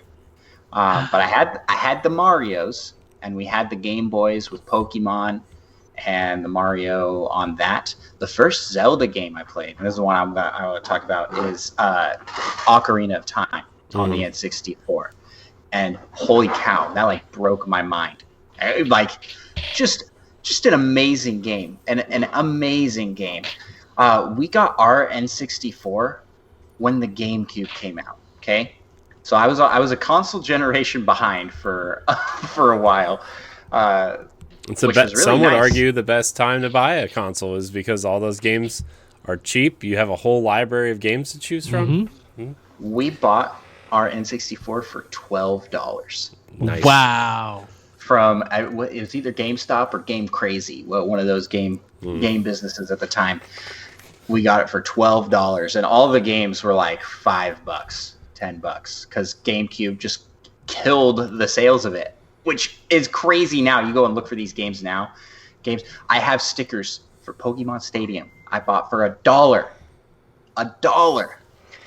Anyways, Ocarina of Time was so mind-boggling to me as a kid. I loved that game. I played hours and hours and hours and hours of it, and I was stuck all the time. I got stuck so much. And this is like pre-internet, guys. Like pre. And I'm a console generation behind, so it's not like I had other people playing this game at the same time as me to go, hey friend, what do you do to get into the Jabu Jabu's mouth? Like how do you get him to open his mouth? I was stuck there for 6 years. Mm-hmm. It wasn't until like later, and I went back and was able to beat it thanks to the internet, the dawn of the internet coming out, and I could look up what are you supposed to do here, because it doesn't hold your hand. None of these old school games hold your hand on like what to do next. This isn't Skyward Sword. I didn't have Fi jumping out of the sword saying, hey, go get the fish from the lake and drop it here. No, there was none of that. I had to figure it out, and I couldn't. that sounds like my Ocarina of Time story, where like I was in the Shadow Temple, and like I didn't realize I had to go back in time to beat part of it as Kid Link, and I was stuck on it for like a year to the point where like I just kind of gave up, and I ended up beating Majora's Mask before Ocarina of Time. And then that's awesome. yeah, and then I ended up getting the guides for both, and I was like, okay, I'm gonna beat Ocarina of Time, and I was like, oh my gosh, I didn't even know you could go back in time. I had no idea, no clue. So just those classic games. I mean, so many good memories, so much bonding with family members, like my siblings and my parents, and then Micah and I, like, our friendship was built on Smash Bros. I'd say, like we played so much Smash Bros. Brawl. We played so much Brawl, and yeah, it's good times. Yeah, me and Corey, we bond over Teenage Mutant Ninja Turtles, Turtles in Time for SNES. Like, we talk about that so much, it gets ridiculous on just our memories about that game. Are you guys just so hyped for Shredder's Revenge? Yeah. I'm so hyped. I'm so excited. I'm like, we're finally getting a good Turtles game after like 30 years. I'm like, oh my gosh, thank you. The trailer came out and I hit Corey up with the quickness. Be like, dude, you gotta watch this trailer. I know. I stopped everything I was doing at work and I watched the trailer probably 4 times. I'm like, oh my gosh, this is amazing. This is gonna be the greatest game of all time. And it looks like it's gonna be just like the arcade. Well, so we got a local arcade here, and I've tried the arcade version of Turtles in Time for the first time, and wow. Mm-mm. No, you don't like it. It's good. I like it. I like Turtles in Time on the SNES. It's different. But you can play with like 4 players. There's like full voice acting for the guys, and the music's all different. It was very weird, kind of surreal experience to play the arcade game this many years later. Because I know Turtles in Time, like I've beat that game like 4 or 5 times on the SNES. Love it. Love that game. Scrub. Yeah. it's sweet. Yeah, I'm not. I've done. Do you guys know about the comic mode? Yeah. Where you can turn the turtles to the comic. Yeah. Nobody knew about that when I was like, look at this. It was the first thing I did every time I went to play it. Like that's the way to play. They're way cooler looking. It's in Hyperstone Heist on Genesis also, which is essentially just a knockoff version of Turtles in Time. But the first thing me and my friend would do, like we literally every time we hung out every weekend, like we would play games all weekend, and then like he would go home or I would go home, whatever. But the first game we played every weekend was one hard run through of Turtles in Time. Was the first thing we did every weekend. I probably beat that game probably 50 or 60 times. Yeah, I used to run. One day I did easy, normal, and hard, all 3 back to back. Just running that game. It's so good. It is. It's a classic. Corey, how did you get started with Nintendo? Well, my grandma bought me a Game Boy when I was 3. That's a sweet grandma. That's an awesome grandma. I know. And this was the year it came out too, so I'm showing my age here, I guess. But she bought me a Game Boy, and I got Tetris and boxing and Mario. And then my cousin got me Ninja Turtles Fall of the Foot Clan, and I was set, right? Like I had Mario, I had Turtles, and I had Tetris, which I didn't know you had how to play Tetris, so I was just building stuff with the blocks as they fell instead of trying to clear lines, because I was 3. Nobody else knew how to play Tetris. Man, can we just talk about how good Tetris is for like 5 seconds? It's the perfect video game. It's like it's like I remember having conversations with my mom about Tetris, because she's like I had to stop because I was suffering. I had like addiction symptoms from Tetris. She's like, I would dream at night of like Tetris matches. I'm like, yeah, it's that kind of game that you can just invest so much time into, and it just never gets old. I still play 1 or 2 matches of Tetris, like probably 3 or 4 nights a week before I go to bed. It's that good. What version are you playing? I'm playing Puyo Puyo Tetris on Switch right now. Yeah, good. That's a good version. Not the Puyo Puyo crap though, just the Tetris. Me and Corey have a battle when I come see him. We gotta battle it up because we didn't get to do it last time, but this time I know. But the last time you were here, we got the Super Nintendos, and like we were just playing all the games on the Super Nintendo Classic. Yes. So and having fun. But yeah, it was. I got that, and then I had an NES, and it was just like my Turtles and Mario machine. I had a Genesis. I was a Sega kid. I didn't even own a Super Nintendo until well after, right? Like N64 came out. So that was kind of it, though. So Ed, yes, you're up. All right. So like I said, had the NES. During the holiday, I got a Super Nintendo.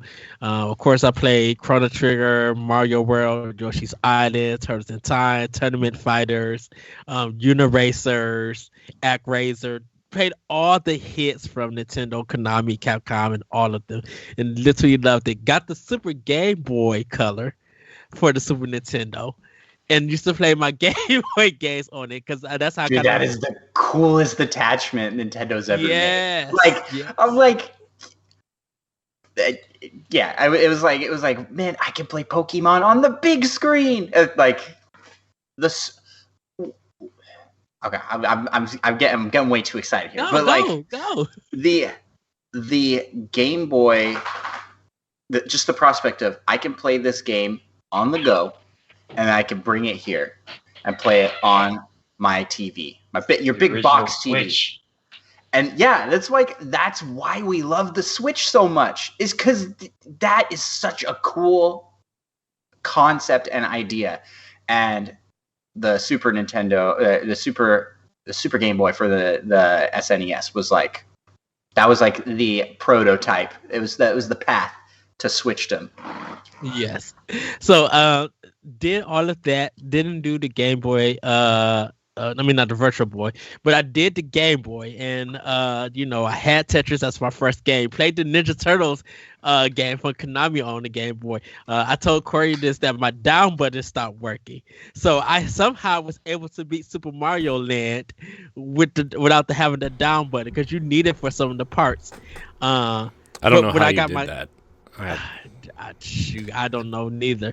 When I got my Game Boy Color, I was able to do Super Mario Land 2, the 6 golden coins. One of the best Mario games for the handheld system. And just like ranked up games from there. Went to N64, of course, Super Mario 64 and Legend of Zelda Ocarina of Time. Didn't do Majora's Mask. Tried it, didn't like it. But we'll play a remake if it came to Switch. It needs to.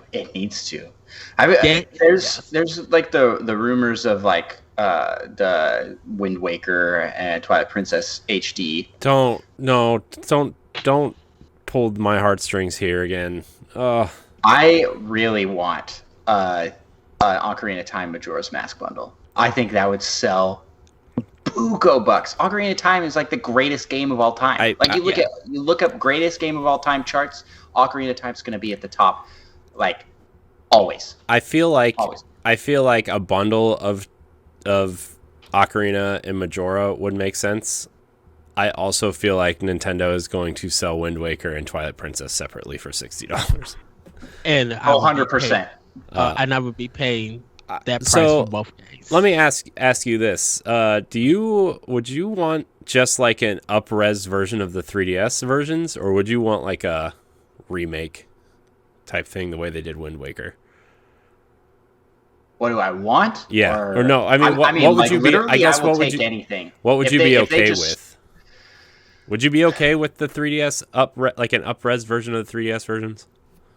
Yeah, I think I'd be okay with it. I don't want them to port the N64 versions. Oh no, please! Like, they have the 3DS ones, and those will look better. Mm-hmm. No one can say the N64 ones will look better on Switch than the 3DS ones. Right. I think those ones up-resed. But would I love a full, like, let's get Final Fantasy VII remake status up in here. Like, let's give this a new. Let's put this on the Breath of the Wild engine, like Ocarina of Time. They did make Link's Awakening remake, which was amazing. which I'm actually This is- playing through right now. This is gonna sound weird, but I would go for Hyrule Warriors Age of Calamity style graphics. Like of Corey Tech make a Zelda game, and they remade Ocarina of Time and Majora's Mask. It may sound weird, but I think they can make the game faster and really put some more detail in it. You know, with Nintendo overseeing it. You mean just graphic wise? Like they nailed it. It looks like a Breath of the Wild game. Like, you know, it's funny. It's not even the same. I'm not a fan of the gameplay. It's not even the same engine, which is crazy. Like they were able to replicate the look of that engine so well. And I'll be fine with that with Majora's Mask and Ocarina of Time. Like, give it that engine. You could trick people to make it look that good. And action wise, as in it being faster, Koei Tecmo is known for action style games. So I would be down for that. You know. Just give it all. Corey, you asked the question. What's your stance? You want a remake? You want enhanced 3DS? I would be okay with just a up-res 3DS version, right? Like I mean the N64 versions, like I think the 3DS versions have great quality of life improvements, not just asset wise, but you think of the time kind of jumping stuff in Majora's Mask to make this, you know, being certain places at certain times of day easier. You know, you just think of some of these different things that just make those quality of life changes so much better. And I would love to see those games come to Switch in a package, as is. You know, I think Wind Waker, the Wii U version of Wind Waker looks amazing. They don't need to touch that. I think the Twilight Princess on Wii U looks great too. Like I don't need them to do anything to that either. I think when you look at the classic Zelda games, like the 3D Zelda games, I think they all look good the way they are. And I don't think, as much as people want an Ocarina of Time remake and Unreal Engine 4 or 5, right? Like you see these fan-made projects on YouTube all the time. It's like, wow, that's amazing. They made, you know, Kokiri Forest in Unreal Engine 5 or whatever, and it's like, that's nice, but like I don't think we need that. You know, it's like one of the few things where I'm like, I remember Ocarina of Time as is. I played on the 3DS. It looks like I remember, right? It you know, your mind always remembers things looking a little bit better, a little bit more interesting than it actually did, especially as time moves on. And I don't know, maybe it's just the old man in me thinking that way, but it's, yeah, I wouldn't mind just an up-res version. I'm in the same boat, I'd say. Eddie, Micah, and I also have not played Majora's Mask. That's like the gap in our Zelda. Man, you guys are making me sad. I want to play it real bad. I want to hold out because I believe it's coming. I would wait. It's a good side quest sequel. Watch, they're not going to put out versions of those games, the 3DS versions. They're just going to give you Nintendo 64 online, and they're just going to put the N64 versions on it, and everybody's going to just be upset. But then people will subscribe and still play it and be like, probably. Or they'll do an SP version. Or what they'll do is be like, hey, we have the original versions on Nintendo 64 online, or you can give us $60 and play the 3DS versions on your Switch, and everybody's going to be why not both, I guess. Here we go. Here's a amiibo for new functionality. Oh, stop. Yeah. You can open the special doors in this dungeon. Stop. No, we're not going down the amiibo route right now. Well, definitely for me, GameCube was my first Nintendo console that I brought. And loved it. Definitely bought the Game Boy Advance attachment for it in the play game. Oh, love we all did that. For Crystal Chronicles and Pac-Man, and then that was I did. That was it, I guess. Well, I guess Four Swords too, but yes. And then of course I did the Wii U and Switch. So I've always did a lot of their consoles and their handhelds and stuff. So that's how I became a big fan of Nintendo. As a kid, I used to watch the Super Mario Brothers cartoon back in the day, and even Captain N watching that as a kid. Yep. And then eating the Nintendo cereal and everything. And loving the Legend of Zelda rap when I think one of the Legend of Zeldas came to the Game Boy, and they did a rap commercial for it, and I remember loving it as a kid. Any other memories for you guys? I've got a lot of good memories. You mentioned the Wii. I've got a lot of good memories with the Wii. So it's a good system. A lot of Wii Sports, Wii Party, Wii Play, all the Mii games. Those are a blast, man. Good time. I played the boxing so much when it first came out that the next day my back and like shoulders were just so sore. It was so good though. It was so good. Yes, and then Rayman Legends on Wii U. So good. Literally so good. I mean, just going back to the Wii, like I got Wii Sports, I got Zelda, which was like the game I wanted to play so bad, and Red Steel. I played Red Steel for about 5 minutes, and then I hooked it up, and my cousins came over, and we played Wii Sports for like, I don't know, a week straight, and then I totally forgot that Twilight Princess even existed for like 2 weeks because of Wii Sports. It was so good. and I remember, Retro Console on Wii playing the NES, the TurboGrafx, the Sega Genesis. Like it was, like I said, 8 consoles in one on that system. And then even doing the voting stuff on it. With that, everybody votes. Yeah, man. God. That's how I got a Netflix subscription. I was watching Netflix on Wii, and I feel like that's how. No, it was digital. Well, I thought the Wii U had to have a disc in it. Nope, you didn't. Oh, nope. Well. If they did, I think it was earlier, and then they would switch it where they went to streaming, where you could just click on it and watch and everything. And I remember because of that, that's how Netflix became popular as it is today. And just the Wii intro music, when you were making your Mii character and stuff, it like I can't believe on how good like the Wii was, even though I know a lot of people didn't like it and stuff.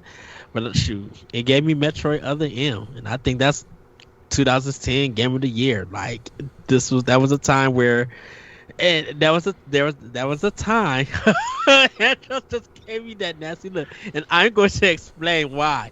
I thought you were going to say you're joking or something. No. I thought Eddie was coming in with like the biggest prank. No, because Tecmo at that time, because of you playing the Ninja Gaiden games, they were so difficult and the camera control was so bad that people weren't really paying attention to it. And seeing them take Metroid in that action style game and getting it right, it actually helped Koei Tecmo to make better games and everything. And so to see Nintendo work with them to bring out this game, yes, the story is something and the voice acting is whatever, but I love the gameplay of it.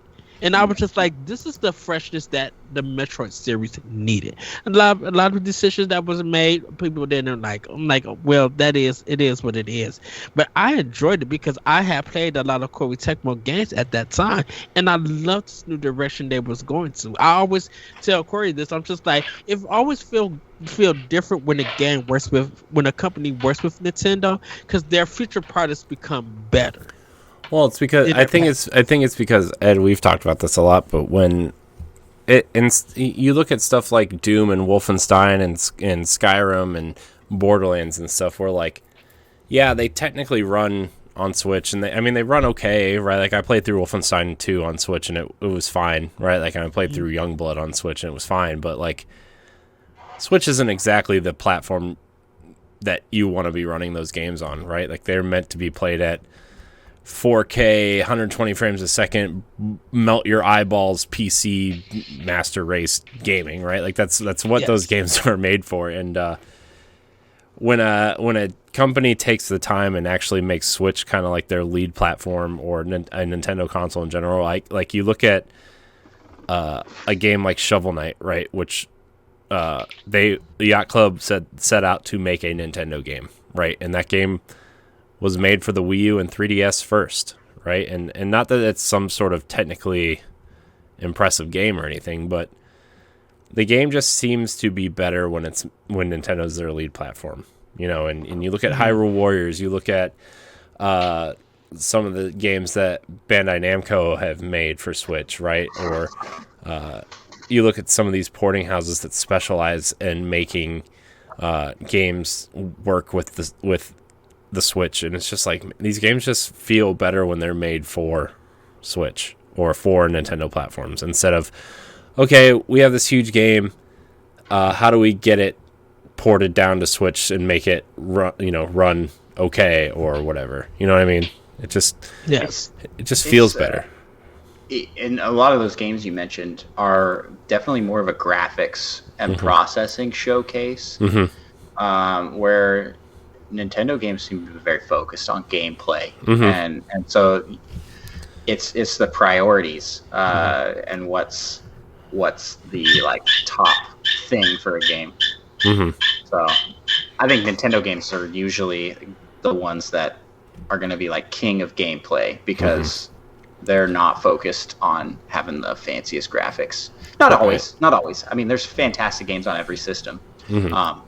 But Nintendo first-party games and companies that work with Nintendo to make games, their gameplay is usually real good. And you look at, I mean, we had this conversation yesterday on Boss Rush podcast where, like, gameplay is king, right? You can have some great writing, you can have some interesting character development, you can have some well done stories, right? And like, don't get me wrong, there's exceptions to this rule all over the place, right? A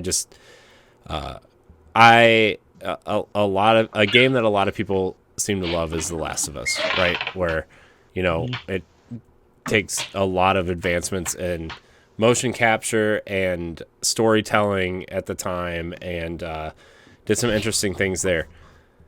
I don't really care for that game, because it tells such a dark story that, I feel like there's enough going on in my life and in the world where I want to enjoy my small amount of time that I have to play games, to where I don't need that dark of a story, and I don't think the game plays that well, so like, to me, that game isn't very good. Now, is it a bad game? No, it's just not a game for me. Whereas, like, you look at a lot of Nintendo games where gameplay, not that Nintendo tells bad stories or anything, but Nintendo clearly, like you said, focuses on gameplay first, and then they kind of wrap a soft narrative around things. I think the game that they told the most story in, Breath of the Wild, like, I feel like that story was like the first time they really made an effort to make a cinematic style story. Yeah. Not that the stories in Skyward Sword or Twilight Princess or Wind Waker were bad. They were great stories, but they weren't very cinematic in feel, But when you go through Breath of the Wild and you watch the memories and you hear the voice acting for the first time, or it's really different for Nintendo, and it's cool to see Nintendo take that approach where, yeah, Breath of the Wild, the gameplay is amazing, right? You can pick up anything, you can climb anything, you can cut down trees, you can break some of the shrines if you have special, like, some of the shrines I beat just because I had metal weapons, right? And I just laid them all on the ground and made a current run through the shrine instead of solving it the quote unquote correct way. It's a Breath of the Wild is a science experiment that works. Yeah. And it's just like, you wouldn't expect that Nintendo would say, this would happen with this, and like, still to this day, people are still finding bugs and still finding ways. Dan posted something the other day where they said somebody finally broke one of the shrine, or somebody got one of the impossible chests finally in Breath of the Wild, right? Where they just had to figure out how to break the game in the right way to do that, and it's just awesome. So yeah, and you see games like Mario, you see games like, I mean, Ed, we talk about this all the time. Mario 3D World is such a masterpiece, right? Like, in terms of game design and gameplay, and there's no story to that game. Nobody cares, right? Like, I'm laying in bed with the sound off watching reruns of Everybody Loves Raymond or Two and a Half Men, or, these really bad sitcoms from the 2000s. Like, I'm just sitting here having a good time playing Mario, and I don't need to pay attention, right? And one of my favorite games of all time is Destiny, right? Like, the story in that game, like the story to Destiny, it doesn't suck, but the story that they provide you in the game sucks, right? You can never just watch a cutscene. We talk about it on Tower Casuals all the time. You can never just watch a cutscene and get the story, right? You have to go out of your way. You have to read weapon descriptions. You have to go to these YouTube lore masters that like break down all of the side stuff. You have to order the Grimoire books to read about the game. It's like, I don't, as much as I love Destiny, I don't have time, nor do I want to do all that to just figure out that, oh, Osiris is in the tower because they shot his ghost and he can't, revive himself anymore, right? Like that's a really deep cut for Destiny fans, but like I don't need all that. I want to watch it. I want to shoot some stuff and I want to move on, right? And yes, I like Destiny's lore and I read about the lore all the time because I'm into that game, but like it's also one of those games that you can just turn on and shoot stuff and not even give two craps about what's going on in the story because they don't explicitly tell you, so why do you need to know? Right. So. Well, before we go, Wow. everybody. Sorry for that tangent, everybody. I just It's good. It's good. We're going to get to the last section before we get to Predator with Power, but E3 is going to be is coming up, and what is everybody's one or two? I would say two. One favorite E3 moment and one favorite E3 Nintendo reveal. So, Micah, we're gonna do moments first. What is your one moment of E3 from Nintendo that is your favorite? Oh man, I don't even know. I guess if anyone else has one off the top of their head, they can jump in now. Okay. Corey, what is your one favorite moment from E3? like favorite like moment, like reveal, Moment. like a favorite reveal, or like just a favorite. No, just a moment, not no game reveal moment when they do Well, segment I can tell you, like, just by doing the show, my favorite moment is when we went to record the reacts to the E3 that just happened that first year, right? And then we just happened to have Treehouse on a second screen, and they were showing off a new 2D Metroid game, right? And we had to stop our recording and watch Treehouse for 2 hours to make sure they didn't announce anything else, right? Like, that was such a cool moment. It was like, we're getting a new Metroid finally. And granted, stuck on 3DS. Granted, Switch turned out to be popular, and Metroid, again, didn't sell very well. But that was a cool moment that we actually had to alter our plans for that because they announced Metroid and they showed off gameplay for the Pokemon games that were coming out that year.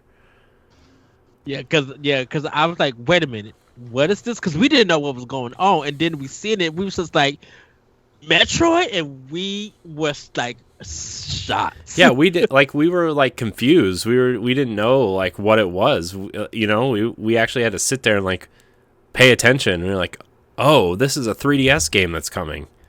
Yeah. Oh, it was so And cool. then we see the amiibo, and we were just like, yep, we need this game. I have it. It's up there. I have mine right over there. And Andross, what is yours? One moment, one favorite moment. Like, it's E3, it's Nintendo. Any year you could pick from it. I remember E3s more for like the recent, That's fine. recent Nintendo. That's fine. Because I didn't watch like the press conference presentations back in like. Well, when did they become like a public thing? It wasn't till like.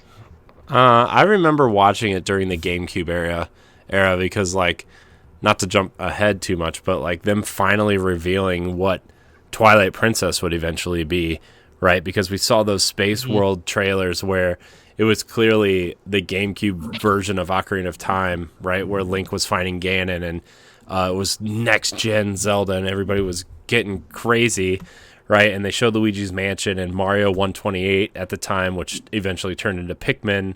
And, they showed all these demos and crazy stuff. And everybody was disappointed with Wind Waker at first because they already showed us the realistic Zelda we wanted, right? And then they went and made Wind Waker, and everybody was so disappointed, including me. I was so disappointed after conquering Ocarina of Time and Majora's Mask like relatively recently to that press conference, and and then I ended up loving Wind Waker, right? I mean, it was disappointing at the time, but man, what a good year 2003 was. We got Wind Waker, Sunshine, and Metroid Prime that year. Oh, so good. Yeah. And I think we got Soul Calibur 2 that year too, which was also awesome. The one with Link. Yeah, that's a good one. Yeah. Yes. But I'm going to say, since we're on Zelda, my favorite moment is just Breath of the Wild in their E3 presentations. When they first showed, I'm thinking this is like when they first showed early, like just him sitting on the horse, standing in the field, and Anuma was just kind of like describing the landscape, and then all of a sudden you see the Guardian chasing him through the forest. I'm thinking, didn't they have a demo before that where it was Link it was just showing the horse AI, and he's running through the woods, and they're like, yeah, the horse will automatically know. That was a little bit after that. That was a little bit after. That was at the Game Awards. I remember watching that. It felt like a decade before the game came out. it was so long ago. 3 and then years. when they finally showed the game and Link running out, and it's the intro scene of the game, and you see this massive world, and I'm like, holy cow, this is amazing. This is going to be a fantastic game. Remember when they did that moment? Remember the demo they did, and they played it for an hour and a half, and they were like, oh, this is just the Great Plateau. There's 15 more areas that are just as big or bigger, and everybody was like, how is this going to run on the Wii U, right? How is this game going to be how is this going to fit, right? Because at the time the 360 and the PS3, the PS3 was already running big games on Blu-ray discs, and then the Xbox One and PlayStation 4 had partial games on discs, and you had to download the rest of the game, right? Everybody was like, oh my gosh, this Zelda game is going to be huge, and it was huge. That game was massive, but it was only 13 gigs, right? It was what boggles my mind is the asset compression on that tiny cartridge of how small that game is, in comparison. That whole moment where it's this is huge. This is revolutionary. It was it was the most exciting Nintendo moment I think I've ever had watching a presentation. Wow. It was up to Monolith Soft, because me and Corey talk about Xenoblade Chronicles X. Oh, how is this game running on Wii U? How big is this game? It just seemed the backgrounds and all of those animals just walking and stuff. I'm like, what in the world? And didn't know that Monolith Soft was helping the Zelda team bring that game. So they staffed up. They created a whole asset generator team to make assets for Breath of the Wild, and that whole open world was designed by Monolith Soft, and that's why I think that's why Xenoblade Chronicles 2 did so well, is because word of mouth got around and saying, hey, this team that made this, very niche JRPG for the Wii, right? Because Xenoblade Chronicles didn't sell very well, right? It was big for people who were into Nintendo, but it wasn't, outside of that, it was oh man, whatever. It was very niche, and then they Xenoblade Chronicles 2, I think at this point has sold close to 4 million copies, which is huge for that series. And it's word of mouth probably just got around, and they said, hey, they made a lot of the open world for Breath of the Wild and made sure it was functional for what they wanted to do. And I was man, this just blows my mind. Yes. My favorite moment, I posted it earlier today, was Reggie Iwata fighting for Smash Brothers for Wii U. And just see Iwata do his little side thing and then walk up. And I was just like, this is bonkers, but this is pure Nintendo. This is the fun thing. To see two heads Reggie from Nintendo of America, Iwata from Nintendo Japan coming together to reveal the Mii fighters and everything, and him pulling out the amiibo and seeing Reggie say Mario, and it was just crazy. It was just like they started out the show being weird and wacky and just winning E3. Remember when also the Muppets, when the Henson Company made the Muppets of all of them, and they all, like, when they revealed Star Fox, was also just such a cool moment. Oh my gosh, dude, there's so many great E3s. Ed, new plan for E3. We're doing it. We're watching it live. We're just gonna do a watch along, even if we watched it already for the show that day. That's all we're doing. It's episode 250. We're doing a watch along. Everybody come watch. It'd be a good time. Micah, did you come up with a yeah? I mean, moment? Mine's gonna sound real dumb, but I mean, just when I think it was for Wii Fit, when Reggie said, "My body is ready." Oh, yeah. Everything that spawned off of that. Dude, that's such a. I mean, it's such an iconic moment now, though. That is a moment. That is a good best moment. Oh, that also reminds me. Remember when they did that skit where Reggie was doing all these weird workouts with Nintendo accessories, where he was like curling GameCubes and like. Oh, yeah, man, that was such a good thing too. Man, I miss Reggie so much. I miss the Reggie skits. Yeah. They need to bring those back. Man.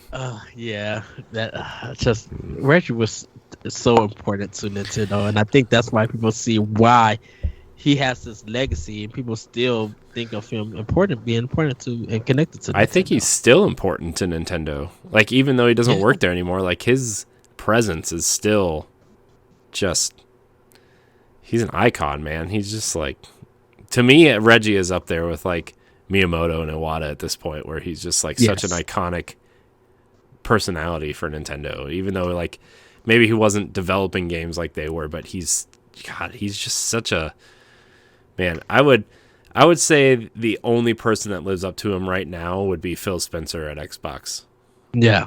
In terms of just the presence he has and the believability he presents to the audience, and he knows the product, he cares about the product, right? Like, man, what a guy. So now we're going to get to our one favorite E3 game review. I hate you. There's not one. So, I got one. Okay, Andros, I'm going to start with you. I'm going to give Micah and Corey some time to think. Andros, what is your one favorite E3 game reveal from Nintendo? It's Everyone Is Here. That Smash Bros. Ultimate reveal was the hypest trailer I think. I remember just going, like, it starts listing out the characters coming in and it's giving them numbers, and I'm just going, oh yeah, they're back, and then boom, everyone's here, and I've just lost my mind. I remember just going like, what? And they show the stage number going. When they did that break of music and you see Snake appear from the game, that's when everybody lost. They be like, Snake from Metal Gear? Then that's when you was getting the idea that, they snapped with putting everybody. I wonder how much money they spent on licensing just to get everybody back at that point, right? Because there's so many iconic characters outside of Nintendo there now, right? Like, you have Pac-Man, Sonic, Mega Man, Cloud, Sephiroth. I mean, Sephiroth, I guess, is part of the DLC pack. But, all these characters, I feel like the licensing deals cost so much money. I don't know how they sold this game for $60. Like, I just don't. They probably knew because of the community being so big, they were going to make buku bucks. So you got Richter and Simon Belmont in there. You got Ryu and Ken in there. You got, like, there's so many iconic characters in Smash. I do wonder how much they actually pay these people, because I feel like people should be paying them to put their character in. Like this is if you get into Smash, you've made it. Like, as a game character, you've made it. I mean, even as a costume, right? Like the Cuphead costumes and like the one. Dude, that's the one heartbreaker the one heartbreaker is Shovel Knight being an assist trophy and not a character in that game. That's the one heartbreaker for me. Is like, Shovel Knight is so iconic at this point. Like there's like something like 23 crossover games with Shovel Knight, and it's like, man, it's just so disappointing. I love Shovel Knight. That was like the hypest reveal ever. And I remember cheering. My son was real young at the time, and he was cheering just because he was excited. Because Dad's excited. You got to copy Dad. And we just had I watched it with my family. We just had a blast. I was just losing my mind. My wife was cracking up because I was so excited. It's such a good time. Good reveal. Good time of life. Peak. Micah, what about you? What's your reveal? Game reveal. Well, mine's probably gonna be a little disappointing. But Metroid Prime 4. Oh, yes. The logo and the music. That's probably the most hyped I've ever been. I was a little disappointed they didn't actually show anything, and they're just saying it's in development. But and then a couple years later, they said they're scrapping it, starting over. But that reveal was the most hyped I've ever been. I think I screamed when I see that. That reveal though was so cool. It's just you see the clouds kind of form the Samus S, and then you just see the 4 kind of come up, and it's just oh my gosh, they're actually doing it. They're actually doing it. Finally happened. Yeah, because I thought Prime 3 was the last of it, because it was just the trilogy is done for Metroid Prime. Yeah, and to be fair, 3 was not as good as 1 or 2. I mean, granted, Wii motion controls, whatever. Say what you want about motion controls. I didn't care for motion controls. It's well documented on Pow Block how much the Wii did not do it for me. Although I did play both Zelda games and a lot of, I played Wii, but it's anyways, yeah, that Metroid Prime 4. I had fun, but I didn't like it. Yeah, that's what Corey's saying. That's what you heard. Yeah, that Metroid Prime 4 reveal was. I cannot wait to see it at E3 this year. Micah has fulfilled his quota for the day. Every podcast has to bring up Metroid Prime at least once. At least once. That's part of his contract with the company, Nintendo Pow's company. Then welcome to the Pow Block, because we talk about Metroid, Zelda, and Mario in all Nintendo games here. So we will always. I'm excited to see what they're doing with Prime 4, though. I wonder how much they're going to change it up. We've had that discussion here where yeah. I wonder how Metroid Prime 4 is going to be, or if it's going to be kind of a more just to get a Western audience in, if it's going to be more shootery, or if it's going to actually, hey, we're staying on brand. We're going to go scan things. We're going to go solve puzzles. We're going to shoot things from time to time, but it's going to be more about the backtracking and the puzzle solving. So yeah, probably have new powers. Great, see. Bring them on. Yeah. Corey, what is your one E3 game reveal? Man, there's so many. The Twilight Princess reveal comes to mind, especially because that game means so much to me in a lot of different ways outside of it just being a Zelda game. I don't know. The Breath of the Wild reveal was pretty good. Remember when people were arguing on the internet for 3 months? Is Link a girl this time? Yeah, Link's a girl, and then they changed the art style ever so slightly, and then Link kind of started to look more like Link and stuff. Because there's a clear evolution of art style changes in the from that reveal trailer to the gameplay demo at the Game Awards to the kind of the re-reveal for the title of the game. There's some art style changes, and the tower, you can see the tower changes and how everything kind of looks. But that first reveal where Anuma is kind of talking about you're watching the grass sway, right, and the wind kind of affecting the trees, and the dynamic lighting with the day-night cycle. And then you see Link kind of sitting there on Epona on the horse, and you don't think anything's going to happen. Then you just think they're okay, this is the next Zelda game, whatever. And then you just see the Guardian chase Link through the woods, and you see him do the backflip off of Epona with the cool, like, the first time they revealed the arrows, the Guardian arrows, and you saw the arrow kind of transform in slow motion while Link's pulling it out of his thing and kind of getting ready to aim it. And oh, dude, that reveal was so good. Ed, I think we talked about it so much on those early episodes of Pow Block, even though it was like a year later, right? Man. That and Breath of the Wild 2, we have multiple episodes of just talking about the reveal and just the where can these games go? What are they going to tell? Like Corey made a trilogy out of this, and I was like, okay, I can see how. I'm telling you, Breath of the Wild 2 is going to be the Empire Strikes Back of Zelda games, and it's going to end in either they're going to lose. And they're gonna tie all the Zelda games together, right? This game clearly has Twilight Princess influences, right? Zelda. Sorry, this is gonna be a conversation for a different day. But you see the green come down, you see Twilight Princess influences from the Twilight Realm in there. You see it being darker, so you see the Majora's Mask vibes to it, right? And then where was I going with this? Shoot, Ed, come on. What game was I thinking of just... Oh, my gosh. Never mind. It just... This game is going to be great. And then the third game is just going to be about, redemption and sacrifice. I still think this game... I still feel like this is going to be a trilogy of games. But Zelda is going to sacrifice herself, right? It's going to be a...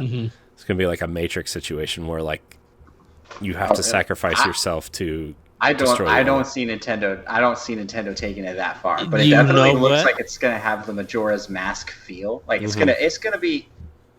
I mean, we got what I am guessing is Redead Ganon. He looks like he even did the turn and there's the scream going off. Man, that's gonna be. It's just gonna be so cool. I'm so hyped for. That's why we feel like Age of Calamity is going to play a part. I feel like this one. I feel like timelines and time travel are going to play a bigger role in these games at some point. Let's see, that would be interesting. Well, they love their time travel. Just based on Age of Calamity, right? Some of the things that happen in that game. It's.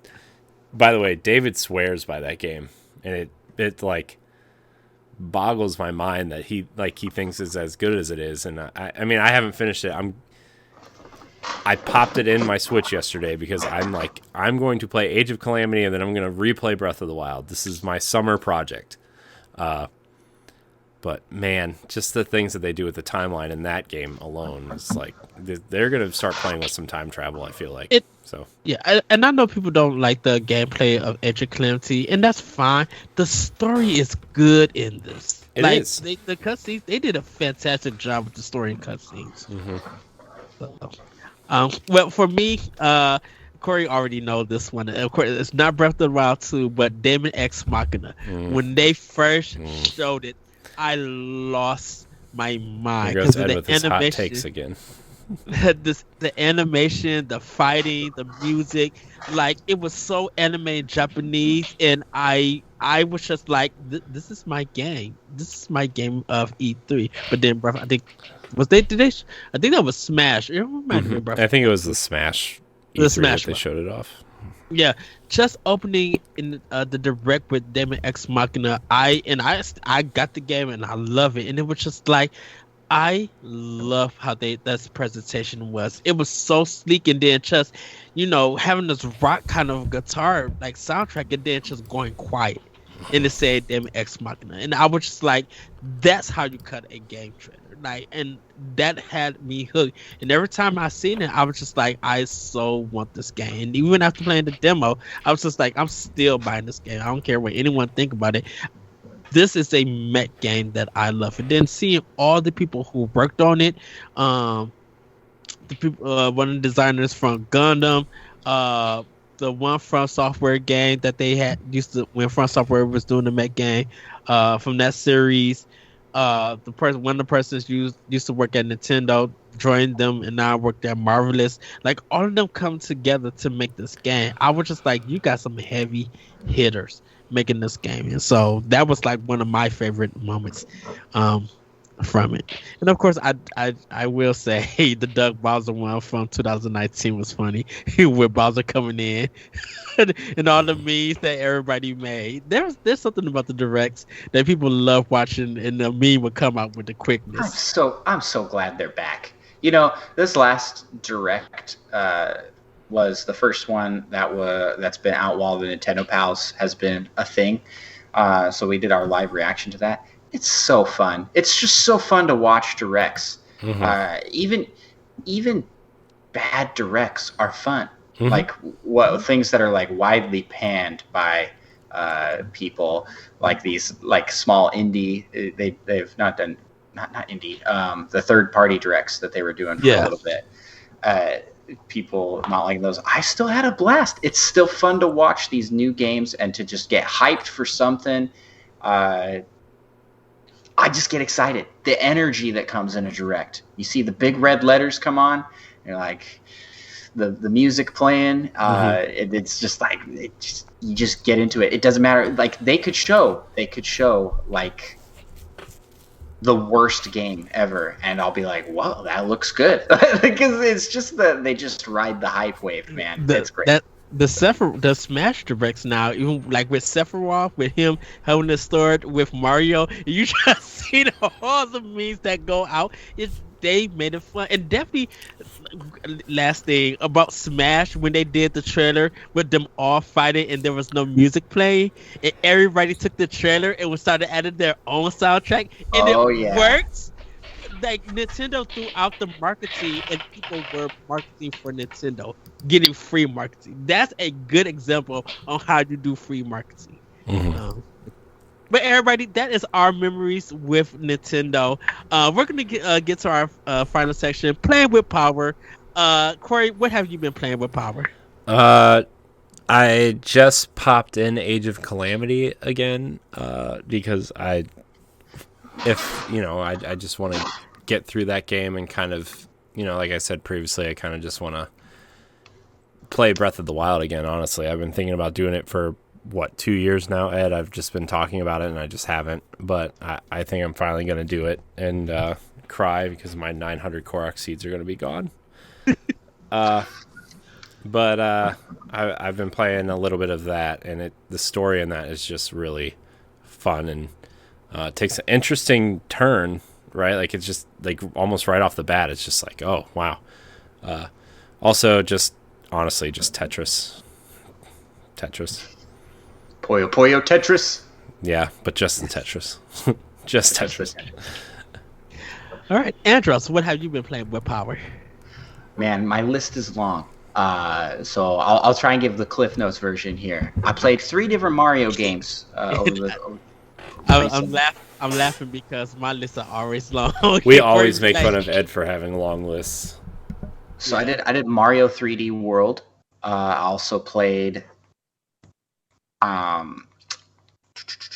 Mario Odyssey and rolled credits on Mario Sunshine for the first time. So very, very excited to be done. I liked it though. It was a good time. The end is so, what the heck just happened? Yeah, it's like the weirdest ending to a Mario game, and I'm glad Bowser doesn't have that voice actor anymore. It's crazy because like the best parts of those games is the parts where you don't have the flood, but they don't have the right camera controls. So like you find yourself getting stuck. Oh, Mario controls like a sponge as well, and so like he's too loose and too tight. So those floodless levels are painful because they like, you almost need flood to correct your jumps most of the time. Yeah. But I mean, that's basically a prototype Mario Galaxy, and Mario Galaxy is fantastic. So once they fixed up Mario's controls, it was like, I feel like Sunshine, anytime I got to a floodless level, I would just, no. I just get so sad as soon as the music starts playing. I'll be like, oh dang, it's another one of these. But besides that, played some Ring Fit Adventure as part of Nintendo Pals Day. We streamed some Ring Fit Adventure. What a blast that game is! It's so long. It is so long. I'm on world I just got to world 15, and there's apparently 24 worlds. Yeah. So much longer than I thought. Played a little bit of Breath of the Wild, and I also picked up a new indie title, Boomerang Fu, which was on sale for $5. This is a fantastic local couch battle game, and especially for $5, if you see it on sale, I definitely recommend picking it up. Yeah, it plays these little fruits throwing boomerangs at each other, and it's just a brawler, a brawler royale type game. Nice. Yes. All right. I'm sorry. I've got a couple more. Go ahead. I also played Breath of the Wild. I also got back into. I wanted to try going straight to Ganon to speed run. I put big air quotes around that because I do not know speed run strats. I've watched speed runs, but I can't do any of that clip through wall junk. So I was just gonna try and go as fast as I could, run into the different spots and get to Ganon. I didn't make it very far. I died a lot. You mean that those sticks you find outside on the Great Plateau didn't do it for you? No, they did not. I don't know what's going on here. I didn't even get off the Great Plateau yet. I didn't cut myself enough time, so I'm gonna probably stream some more of that because Breath of the Wild is a fun one to stream. Mm-hmm. I enjoyed that, and then I also played some Fortnite. They added random crossover with one of my favorite book series of all time, which is Mistborn by Brandon Sanderson. I saw that. They added Kelsier. Listen, guys, the Venn diagram of people that have read Mistborn and people that actively play Fortnite probably has a crossover of about 10 people, and Micah and I are in that group of 10 people. Something tells me that's like a book series that Sweeney likes, right? Like he's just like, I like this book. We should just cross over with him because, So the story behind it is they worked together. Micah, you know this better than I. I don't know. I don't remember what exactly. Yeah, they worked together on like a smartphone game, Infinity Blade. Ooh, they're that guy. Yeah. Okay. And then the guy that directed or whatever that game became the director of Fortnite, and apparently they're still friendly. So I believe they actually approached Brandon Sanderson and was like, hey, it'd be cool if we put Kelsier in Fortnite. And he was like, yeah, sure. It's like the weirdest crossover. It's your cool, crossover though. with books now, man. Like there is nothing that is off limits to what nothing is sacred. That's cool though. That's so cool. Yes.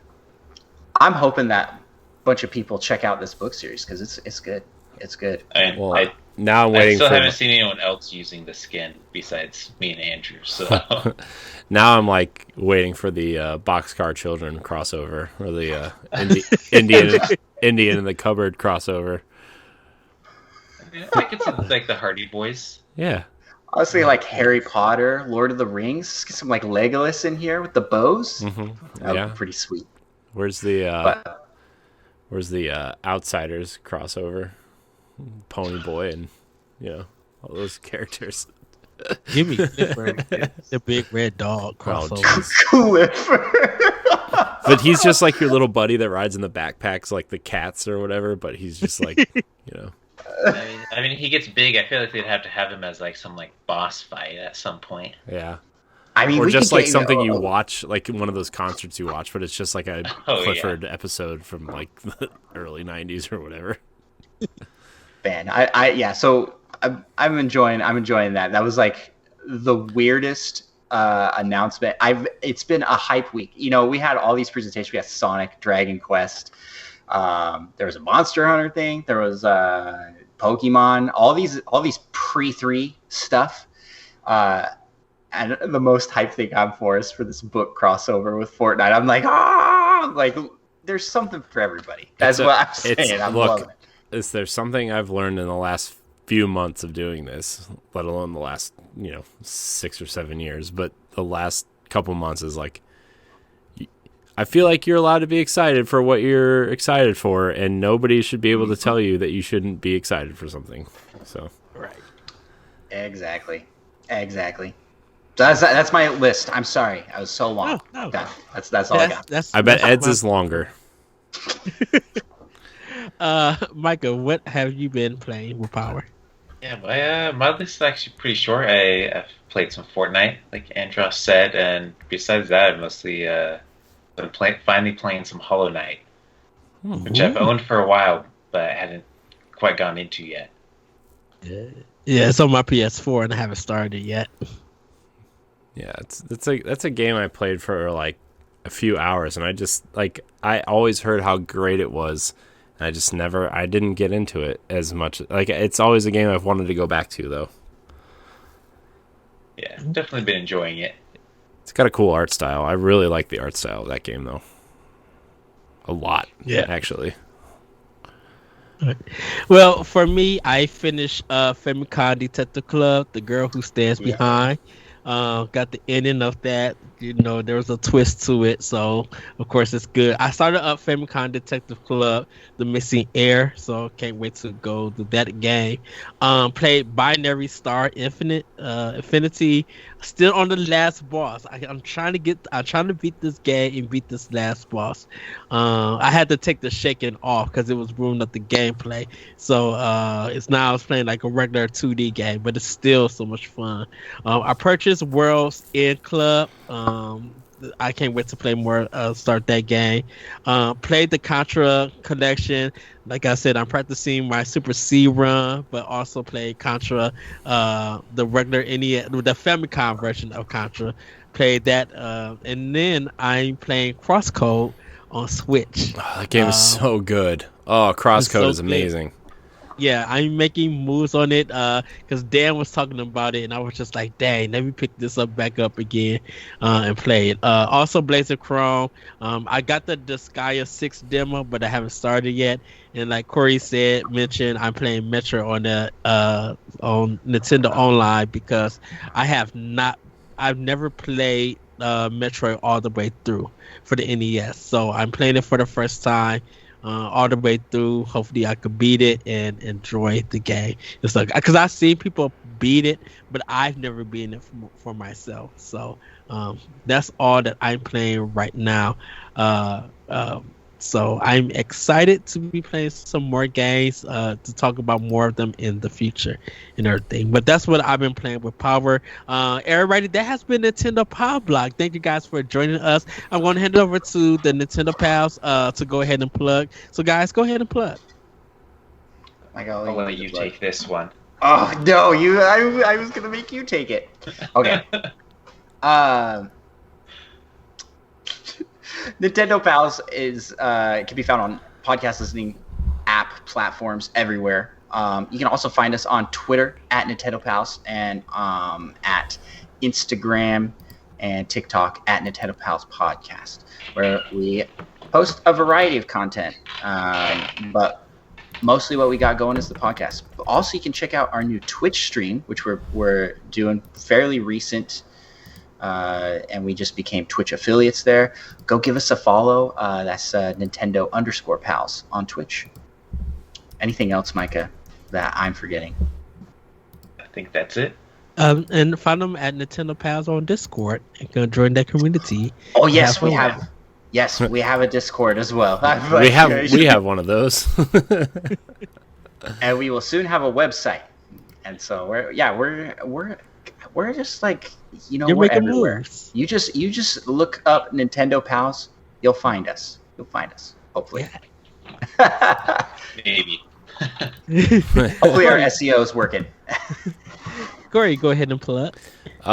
You can find me at I am Corey in HD on Twitter. You can find me hosting the Boss Rush podcast every Sunday night here on Boss Rush Games Live on Twitch. You can find me hosting Tower Casuals, the Destiny podcast, if you're into that. And you're going to find me floating around other things here, including Jesse and I are talking about how we kind of want to soft reboot Arsenal X and bring in some Xbox people and record it late on Saturdays, which is our Xbox podcast. And I'll be on every other week on Crossroads, which is the PlayStation podcast. So, all right. You guys can find me on Twitter at That Pressure Code. You can check me out here on Nintendo Pow Block Mondays at 7:30, 8:30 Central. Check me out on World War One Podcast. Even though I haven't been with them for a while, I'm trying to work some things out with them. Check out Optional Opinion on SoundCloud, iTunes, and other podcast apps. And also check out our writing team at BossRichGames.com, where we got a lot of articles for news, our banter pieces, and our editorials that you guys will enjoy. We are there's a lot of articles that's out there, so you guys could check out and read and let us know in the chat on our Discord that you guys could check out at Boss Rush Games, and leave a comment on our website on our articles.